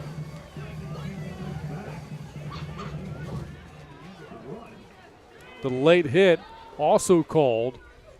So the ball will be at the 24. Against Rogers. 25 for a first down. So the two penalties wipe one another out.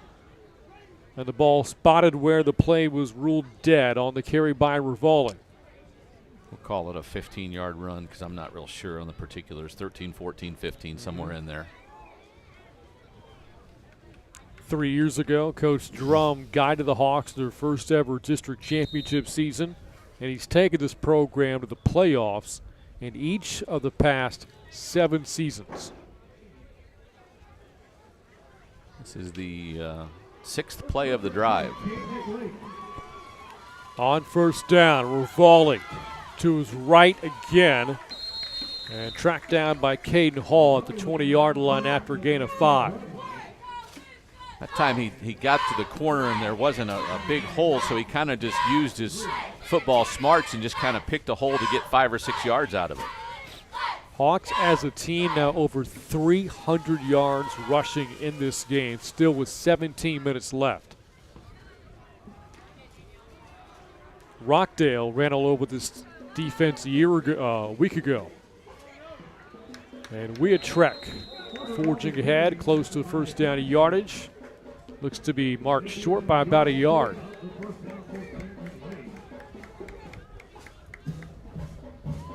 Hawks very good in non-district last year, going 4-1 before the start of 13-4A play.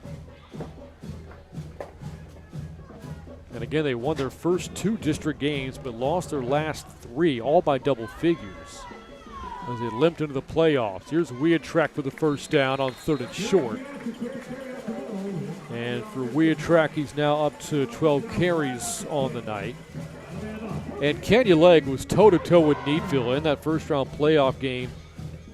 In fact, the Hawks held a halftime lead over Needville, the Blue Jays, but couldn't hold on in a 40-33 loss. So basically 1st and goal from the 10. They've been consistently changing up the directions of the plays. It'll be interesting to see what they start off here on first down. Also changing the tempo a little bit, too, between plays. We've seen some hurry up. We've seen some huddling up here, too. Trek. Wow. Lunging forward for a couple before he is tackled on the play right around the 5-yard line. They'll give him 4.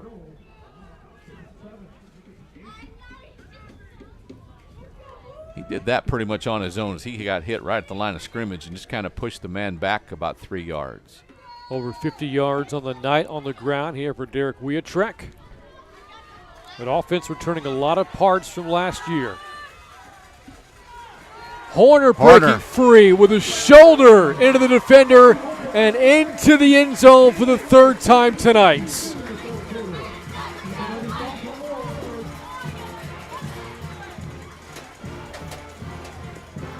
So Jesse Horner, called upon last week with a couple of scores against Wimberley, as James Bates has been lost to injury. 3 more scores here tonight.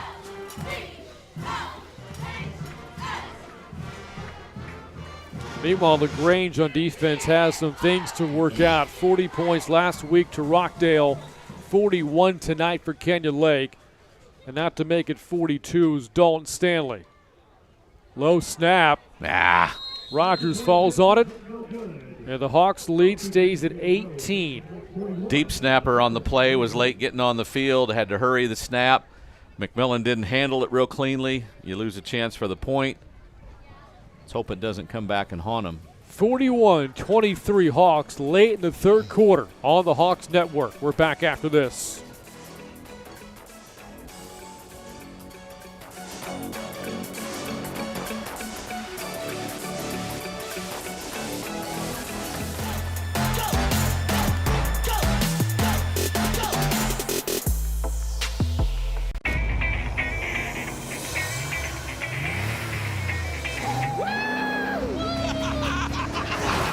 Is called the Vigor MX5 300 ZX. Yes, Mikey, yes. Sometimes you have to think outside the box. I am going to be making my car up as I go along.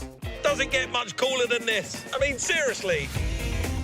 Wheeler Dealers, new episode every Wednesday at 9 on Motor Trend, or stream every episode ad-free on the app. Welcome to the Rainbow Kingdom. Hi! Home of a truly extraordinary girl. My name's True. With a touch of kindness. You're the best. A bit of imagination. The wishing tree has heard you, True. And a fearless friend. Come on, Bartleby! Every adventure becomes a... And we're back at Hawk Stadium following a 10-play 71-yard drive for Canyon Lake, eating up 4 minutes and 24 seconds, ending on the touchdown run from Jesse Horner as Rogers is plowed under at around the 25-yard line. More on Horner. You look at his numbers from last week against Wimberley. Very productive against the Texans. 19 carries for 65 yards and a couple of scores, but he has been even more impressive tonight. Horner now 8 carries this evening for $124 and 3 touchdowns. Pretty impressive start for him this season. And that was as good a run as you'll see in short yardage as he just lowered his shoulder on the defensive back and just ran right through him. Remember, Lagrange cut this lead out of 5 early in the third quarter. The Hawks have responded with 2 touchdown drives since then. Now Lagrange starts off this drive with a false start. Talked about just how much is back from Canyon Lake's offense last year. 70% of the team's yardage production from 2019 has returned. The 2 biggest losses the Hawks have suffered offensively in terms of personnel, Nick Rivera and Kyle Ewell. The 2 combined for 9 of the team's 32 touchdowns last year, but you have a 3-year starter in McMullen, veterans on the offensive line, really good ball carriers like Horner and Rivali. This offense can go. First down play for the quarterback, Cooper, stumbling ahead. He for about mishandled it 3. again. So I think there's a lot of miscommunication or just a lack of that quarterback center exchange between he and Braden Wilder right now. And they're not obviously on the same page because it looks like he's pulling out quick, or now he goes to the shotgun. Had a snap go over his head earlier in the game. This one right to his hands on the handoff to Taylor. He is stuffed. Great play from Ethan Maxson from the middle linebacker spot, and the Leopards are faced with 3rd and long. Defense has really picked up the momentum since the offense got that second score. This set has to be all kinds of energy for the defense just to put it down right now. 2 minutes left in the third quarter. Both teams out to 0-1 starts. The Hawks, though, appear to be evening things up, barring a big comeback from Lagrange. Pass deflected and incomplete. And there is Ramey on the play for Canyon Lake. Caught a touchdown earlier in this game and shows off his defensive playmaking ability on this one. Again, Ramey, all-district last year as a sophomore, led the team in tackles for loss, had 5 sacks as well. As the Leopards will punt it away, staring at an 18-point deficit. It's the 3rd incomplete pass tonight, I believe, by Cooper. Low snap to Rogers, the punter. Low kick and marked out of bounds. And the Hawks will start inside of midfield. They are firmly in control of this game right now.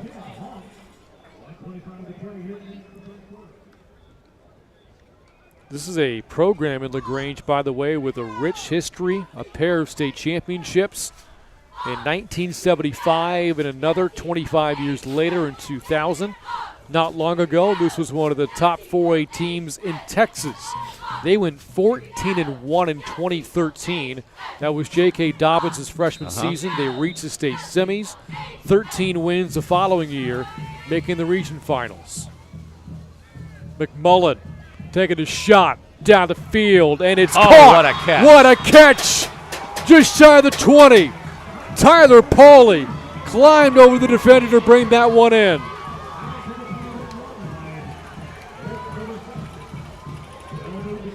A beautiful pass thrown by McMullen. Pauly a better play, climbing over Scott. And the Hawks on the cusp of the red zone. McMullen locked in as a passer tonight. The Hawks locked in as an offense. A lot of frustration on that defense now. A lot of hands on the hips. A lot of complaining to the official. 4 of 6 passing for McMullen for 125 yards, a couple of touchdowns. as this first down play doesn't go anywhere, to bring up second down and long as the clock winds down here in the third quarter. I think Joseph Mueller, who starts at left tackle, is also a defensive end, made his first play on the defensive side tonight.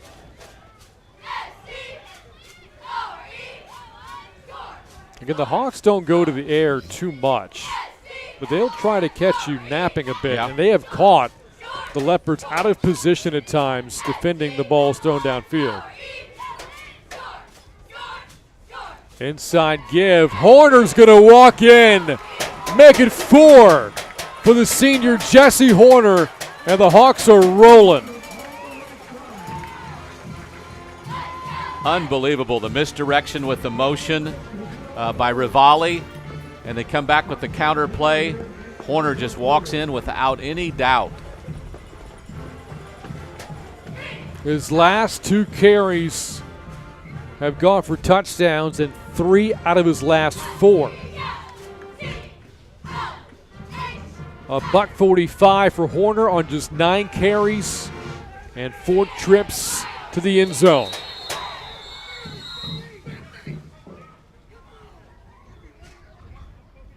Question of who was going out on the offensive front again. Coaches from Canyon Lake call a timeout. There was officially 5 seconds left in the third quarter. You see the timer there on the screen reads 0, but there is 5 ticks to go, and Canyon Lake is on top now, 47-23. Following Horner's touchdown, remember the Grange made this a 28-23 game early in this quarter. Yeah. But since then, boy, the Hawks responded.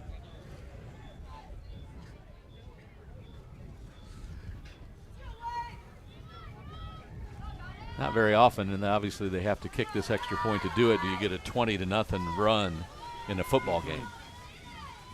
3 straight touchdown drives for Canyon Lake. It looks like they may have put this game away. Point after good. Hawks on top 48-23 as we wind down to a close here in the third quarter. Well, don't forget we have more coverage coming up on the Hawks Network with more Canyon Lake volleyball. On September the 29th, the Hawks are on the road for a district match against Bernie. First serve available at 6 p.m. right here on the Hawks Network. Earlier this week, we brought you Canyon Lake against Somerset for Coach Clemens and her team as they make to look another run to the postseason here in 2020. And Tony, you were there for the call of that game on Tuesday. Very impressed with the job that Coach Clemens does with her program. Yeah, I told you this earlier, she's one of the better high school teachers I've seen during games. She's very, very active, very, very positive. They swept Somerset 3-0, but the third game went to 27-25. But every play saying something to a different player. Not critical, just here's what you did wrong, here's how you can adjust. I saw a great teacher on the floor that night.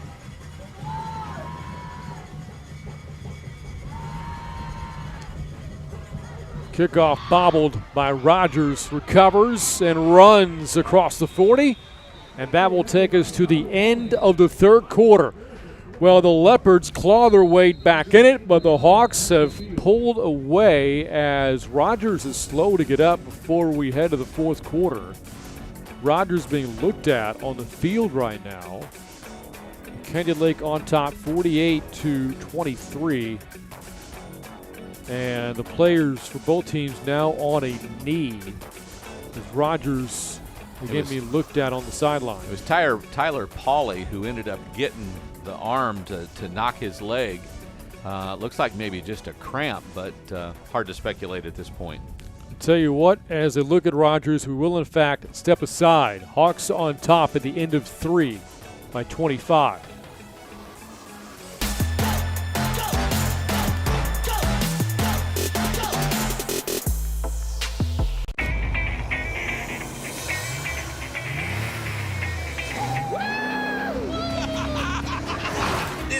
called the Vigor MX5 300 ZX. Yes, Mikey, yes. Sometimes you have to think outside the box. I am going to be making my car up as I go along. Doesn't get much cooler than this. I mean, seriously. Wheeler Dealers, new episode every Wednesday at 9 on Motor Trend, or stream every episode ad-free on the app. And welcome back to Hawk Stadium here on the campus of Canyon Lake High School in Fisher, Texas. Brant Freeman alongside Tony Brubaker. Good news to see Bravion Rogers get up under his own power and walk back to the sidelines after a scare on the last kickoff return for the Leopards. Fans enjoying the football. Masks are up and on for those in attendance, trying to continue to do their part in social distancing to ensure as much as possible the high school football season will continue. And for the Hawks, it will continue into next week with the road game against the Trojans from Beeville Jones. Beeville Jones, a historic season last year, first ever undefeated regular season, going 10-0 under Coach Sosa. First play of the fourth is a pitch out to Taylor. He's had a big night. Here settles for 5 on first down.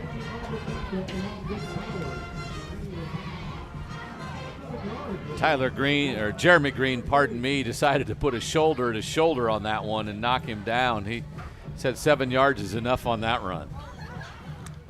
We talked a little bit about J.K. Dobbins, the former Leopard great, went on to Ohio State, now with the Baltimore Ravens in his rookie season.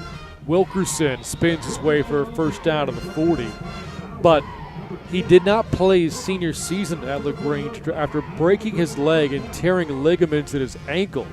The injury was so severe that Dobbins thought his career may have been over. And then he thought of his dad, Lawrence Dobbins, who also started Lagrange at running back.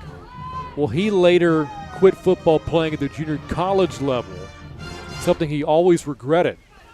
Here's Taylor to the outside and close to another first down for the Leopards. Sadly, though, J.K.'s father was a big part of his life, but passed away while J.K. was still playing at Lagrange when he was just 15 years old. His dad, Lawrence, passing away from a stroke at the age of 33. But it was his dad's death that inspired J.K. Dobbins to keep going whenever adversity struck. And, of course, he's taken that all the way from Columbus, Ohio, now to the NFL. Great story in J.K. Dobbins. On first down, Wilkerson to the outside, short of the 20-yard line. Sets up second down and short to go. Second time they've run that play. The first time Cooper ran a much better fake to make you not real sure Wilkerson had the ball. That time not as good a fake, and Wilkerson got caught a little bit shorter. But they're marching down the field just like the Hawks did a few minutes ago. Our game clock is frozen on your screen, but 2 minutes have gone by here in the fourth quarter. On second down, Emhoff fighting for the first. Ball may have come out. It did. And the Hawks have recovered their second fumble tonight. Jumping in the ball this time for Canyon Lake. Looks like Bowers got on there for the Hawks. Keith Bowers, the junior jumped on it. And the Leopards cough it up for the second time. The backup safety's seen some action tonight. He had some tackles a week ago, and tonight he gets a fumble recovery in addition to the tackles he's had. A correction, actually, that's the third lost fumble tonight for Lagrange, 2 in this half. And, of course, they had that one of the kickoff back in the first quarter. Exactly. So now the Cougars have themselves just 85 yards to go. The Hawks, as we have seen, they can score no matter where they start a drive. Tony and I openly wondered whether or not the Hawks could make something happen late in the first half, 80 yards out, and it took them 3 plays to score. Here's Weatrek into the open field and shoved it out of bounds inside the 40. Another big play for Canyon Lake's ground game. 48-yard run.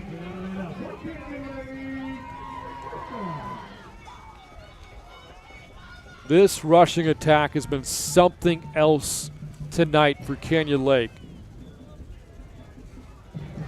Well over 400 yards now. Unbelievable. And Weetrek gets a breather after that big 43-yard gallop. Hawks going to have to hurry on this one. Play clock under 5. Down to 2 to 1.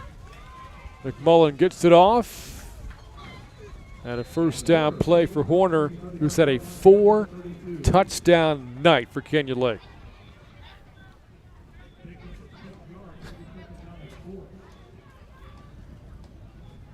Mentioned the Hawks have Beeville Jones coming up next. Lagrange back home next week to face Lavernia.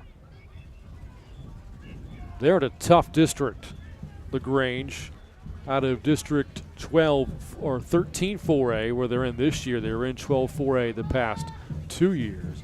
Picked to finish 4th in that district by the Austin American Statesman. The favorite is Giddings, a region semifinalist in each of the past 2 years. Wow. As this play yields a first down for Canyon Lake, it's Rivali again. That was a tough inside handoff on a little inside move. McMillan had a hard time getting it to him, but he did, and ended up getting positive yards out of it. I think they're going to call it a first down. They do.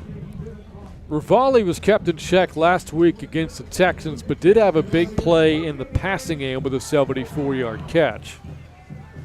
Again, a game the Hawks led by 10 going into the fourth quarter. Could not hold on at a heartbreaking loss. Game that came down to the 1-yard line.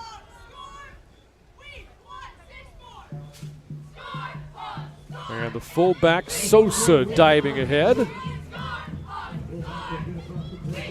Good first down play. Sets up second down and 4 to go as we come up on 8 minutes to go in the fourth quarter. Hawks on their way to win number 1. Lagrange, which lost 4 games all of last season, staring at an 0-2 start. You're looking at about 6 different runners who have gotten positive yards for the Hawks tonight. And that has to be something that really benefits you when people game plan against you, because they're really taking away 3 or 4 positions, but sometimes if everybody has success, that's hard to stop 4 different spots. And again, with so many Leopard players playing both ways, as Horner shoved out at around the 5, just denied his 5th touchdown of the game. You wonder just how worn down Lagrange is with, again, so many players playing both offense and defense. And we talked about it earlier in the quarter. They looked like they were getting frustrated, hands on the hips a lot, talking to the officials a lot, just kind of getting out of the element of being ready to play the next play. That's what a 25-point lead will do to you.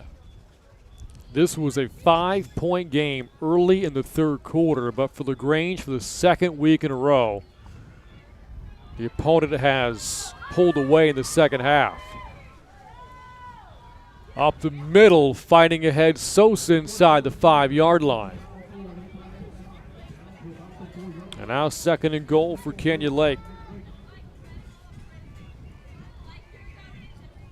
Hawks' next home game not going to be for a while, not until week 7 against Austin LBJ. Next 3 games on the road, sandwiched around a week 5 bye week. The Hawks, in fact, only have 4 home games this season. Tonight, LBJ in week 7, Taylor in week 8, and Lampasas in week 10. Whistles blow before this snap. Timeout. Taken by the Leopards. You look at the 13-4A district. Lampasas and Fredericksburg each put up 55 points in their wins last week. Burnett scored 46 in a win over Jarrell. Canyon Lake and Taylor were the only 2 teams to lose last week. Well, LBJ had its game canceled, and LBJ is not playing this week either. Right. It's just every city's a little bit different. Austin's a tough one. We know that. Yep. We know the policies and procedures around that area with, I'll say it, the politicians down to the school people. It's a tough area. And there's not many schools doing a whole lot there right now because of that. I'll tell you, the game to watch tonight out of 13-4A is Lampasas at Stephenville. The Badgers looked really good last week, a phenomenal program a year ago. Stephenville has been a 4A power. Taylor and Burnett playing on the road at Rockdale and Gonzales, respectively. A look at the 13-4A schedule. But you see Taylor against Rockdale, like we saw Lagrange. Yep. See how Taylor looks versus Lagrange on the situation of how that one ends up. You get a little look at one of your district foes that way. And think about how limited scheduling is right now. So I think you see a lot of common opponents because there's not many to choose from. Right. Out of the timeout, 2nd and goal. Sosa twisting his way to the 3. The problem on that play is he just doesn't have any, he's not moving his legs very fast when he gets to the line because there's not really a hole to get any momentum to. They've been using a lot of different people on this drive in the formations. A couple of sophomores have gotten some playing time, including Cole Kaysen, one of their halfbacks. Hawks at times could be kept in check offensively last year. Held to 10 points or less 4 times in their 11 games last year. But tonight, scoring has not been an issue. And a lot of people involved in it, and that's what's good to see. And there's a walk-in touchdown. Into the end zone for the Hawks. Cole Kaysen. Cole Kaysen, the sophomore, is in. And Kaysen becomes the 5th different Hawk to score tonight. That, the previous play, would set up the touchdown run from Kaysen. Hawks with 54 on the board now.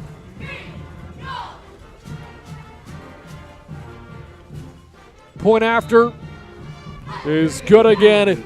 It's all Kenyon Lake halfway through this 4th quarter. On top, 55-23 on the Hawks Network. We're back after this.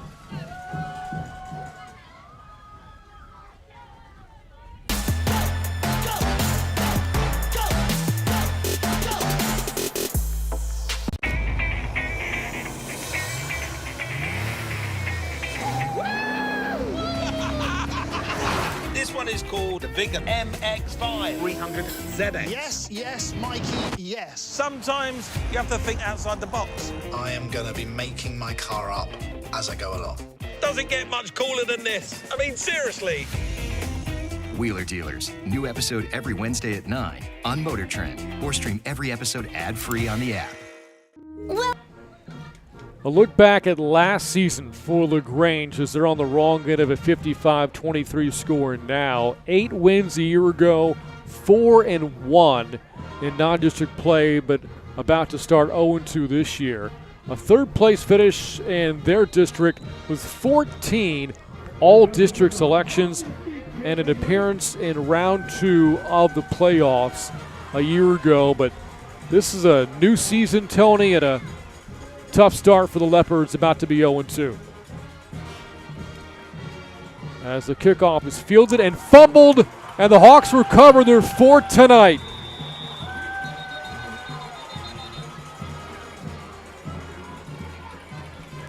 The 2nd time Lagrange has fumbled on a kickoff. As we take a look at the replay, that time coughing it up for Lagrange was Rodriguez. And actually, it does appear that Wilkerson got back on it for the Leopards. So not a fumble recovery for Kenyon Lake. Lagrange will hold on to the ball. Yeah, Shane Moss frustrated. He thought he had it first, but they both ended up with it at the same time, and the offensive player ends up keeping it.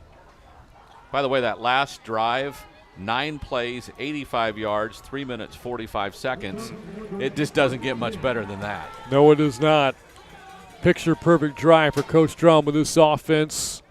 First down run across the 30-yard line and down to about the 32 on the carry trait east for Lagrange.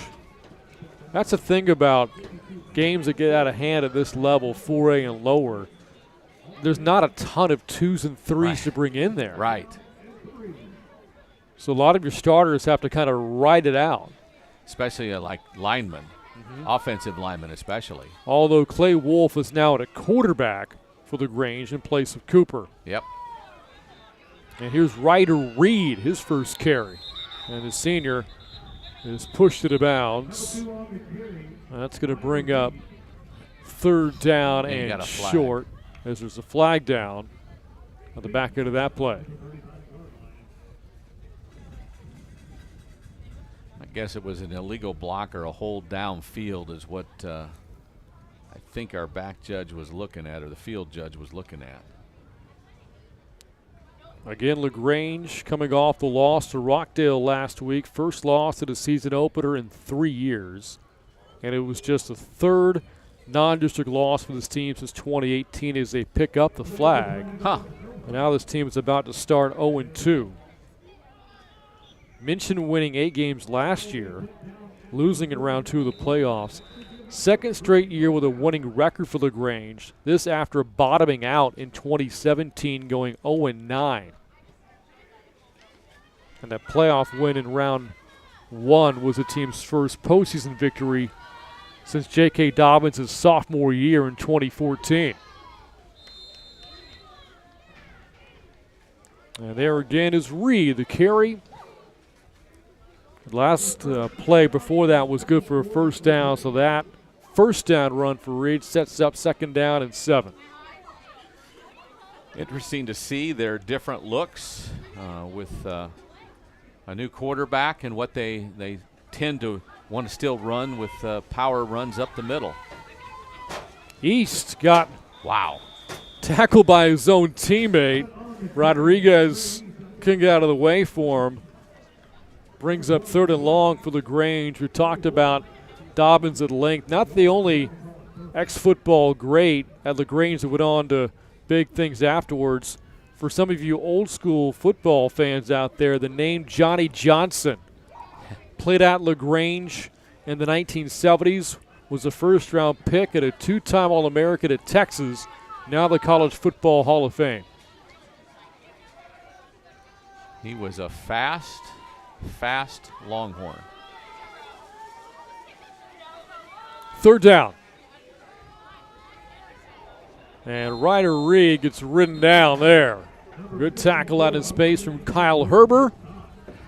Some of the Hawk backups into the game now on defense. 4th down for the Leopards, and they'll punt it away. Not a good tackle by Herber, but I think he ran into his own man again, as their offensive linemen seem to be getting into the way more than blocking. You look back at the story of this game, Hawks jumped out in front 15-0, but Lagrange was battling back in. We saw the big plays from Caden Cooper, the 52-yard run, from DJ Taylor, a couple of touchdown runs. Lagrange started trading blows with Canyon Lake and got the lead down to 5, but the Leopards have just run out of gas since then. On the return, out across the 30, out across the 40-yard line. And just shy of midfield goes Bowers. How many times have the Hawks started inside of Leopard territory tonight? And Rogers comes in to punt even after having cramps and really not playing anymore, but he's their punter, so he had to come in, and it looked like it even hurt him a little bit to kick that one.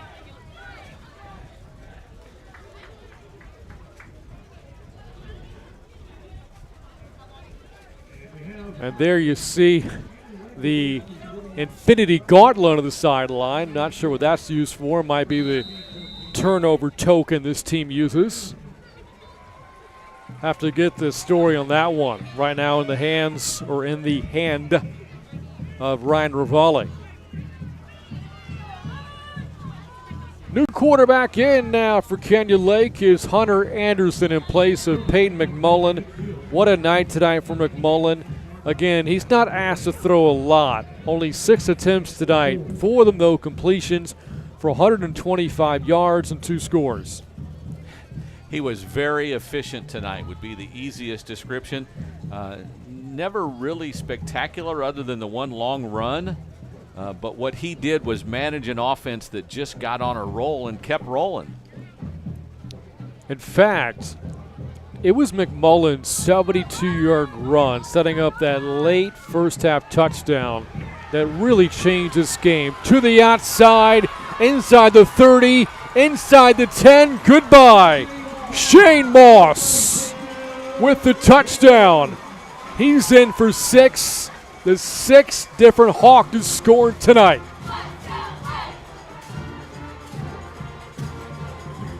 Unbelievable. He got a seal block on the right edge. I'm not so sure it wasn't a hold, but when he turned that corner, no one was going to stop him. So the Hawks with 61 on the board tonight. And again, Lagrange has some things to figure out on defense. 2 games in, they have surrendered more than 100 to the opposition.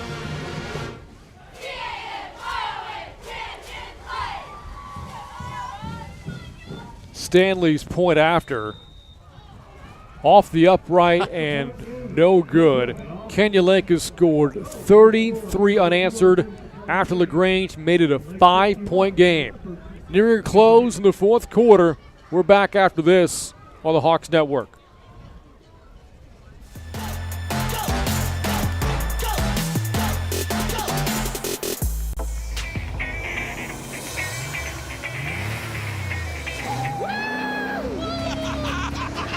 This one is called the Vigor MX5 300 ZX. Yes, yes, Mikey, yes. Sometimes you have to think outside the box. I am going to be making my car up as I go along. Doesn't get much cooler than this. I mean, seriously. Wheeler Dealers. New episode every Wednesday at 9 on Motor Trend. Or stream every episode ad-free on the app. Welcome to the Rainbow Kingdom. Hi! Home of a truly extraordinary girl. My name's True. With a touch of kindness. You're the best. A bit of imagination. The wishing tree has heard you, True. And a fearless friend. Come on, Bartleby! Every adventure becomes a wish come true. Come on, everybody! True in the Rainbow Kingdom. All new. Sunday at 1 p.m. on Discovery. We're back at Hawk Stadium. Moments ago, a 55-yard run for Shane Moss. Just another in a game full of big plays for Canyon Lake. As you can see, with that 61-point total on the board, they have literally run away from the Leopards here in the second half. Well, their offense started to run out on the field, and Coach called them back. Going to huddle it up before they take the field. Mostly second teamers. Coming up, following games in, we'll take a look back at some of those big plays and wrap things up as the Hawks will take this 1-1 record into Week 2 to face Beeville Jones next Friday. East with a run and first down as we approach 90 seconds to go, the final minute and a half left here in the 4th quarter. Hawk program coming off 6 wins from last year, their 4th straight season with the winning record. A stretch highlighted by a 10-win season in 2017. That year, the Hawks made their deepest playoff run and also claimed their first ever district title, making the 3rd round of the postseason. And you think about this program, this is the 13th season now of Hawk football, and they failed to make the playoffs just 3 times. From Matt Monzengo to Charlie Drum, this program wins. And for a young program to have that kind of success is not a usual thing. Usually it takes time, right, to develop players in the middle school levels and the local football camps you have. In terms of getting your system in place, let's be honest, Tony, the slot T isn't popular amongst a lot of kids. You want to run routes. You want to get vertical. This doesn't really lend itself to that, but they have bought in here. They have indeed. East running to his right and marked down to the 45-yard line.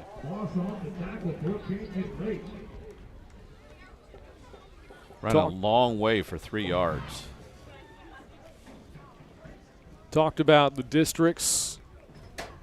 And again, for Kenya Lake, some tough competition with the likes of Lampasas and Fredericksburg. And for the Leopards, tough teams ahead, such as Giddings and Cuero. Still a ways away from district play as that play got blown up in the backfield. And there again is Herber on a tackle for Kenya Lake. Well, I think your new quarterback forgot who he was going to hand it to. He had 2 or 3 choices, and he just hung on to it until he got hit. Defensive linemen love situations like this. Have to hope that everybody continues doing their part. Yes. In terms of handling the current pandemic, so we see a district season, which is still about 6 weeks away. Under a minute left. All Kenya Lake tonight. Here's a late pitch to Reed. Looking for a cutback lane, and he got hammered hard out of bounds by Bowers. And they're going to mark him out, so that'll stop the clock at 29 seconds officially. And they're going to restart the clock. And they will. And the play clock is not started, so the Leopards do not have to run another play if they so incline. And my guess is they won't. Not really a lot of post-game handshakes. Again, everybody trying to do their part. It's more of a post-game wave goodbye, and the Hawks will wave goodbye to Lagrange as they're in the win column. So Kenya Lake has officially bounced back from last week's Week 1 loss, scoring 33 unanswered in the second half as they literally run away for the Leopards to the tune of a 61-23 win in their 2020 home opener. We're back to wrap things up after this on the Hawks Network.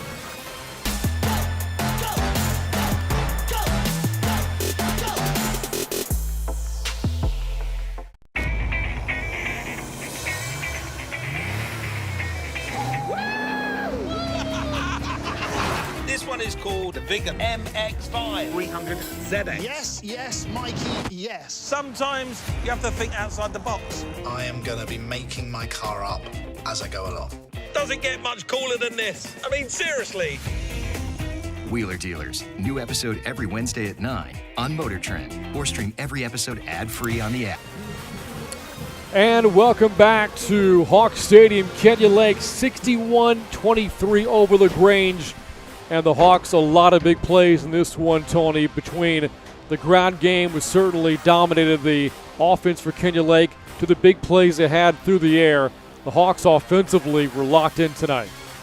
It's hard to believe that, and you've said it repeatedly, but Lagrange gets to within 5, and the Hawks answer with 5 touchdowns and closes them out. Don't give them anything else. I mean, that's what you call a dominant set by your offensive line and your playmakers saying, we're going to just put an end to this. And I don't know that I've seen a more dominant second-half performance against a team that, and I said this on the air and off the air, Lagrange scared me. They have playmakers, and they are very dangerous with their abilities. They just lost their poise, I think, after they got close, and that was the end of it. Well, the Leopards have playmakers, yes, but it was the Hawks that made more plays tonight as they put up 61 on the board. The defense forces 3 turnovers on top of that as the Hawks rout the Leopards. Big night tonight for Jesse Horner, 4 touchdowns to lead the way for Kenya Lake as the Hawks take this one 61-23. On behalf of our entire Hawks Network crew and my broadcast partner, Tony Brubaker, I'm Brain Freeman saying good night from Hawk Stadium. Kenya Lake now in the win column. They're 1-1 here in 2020.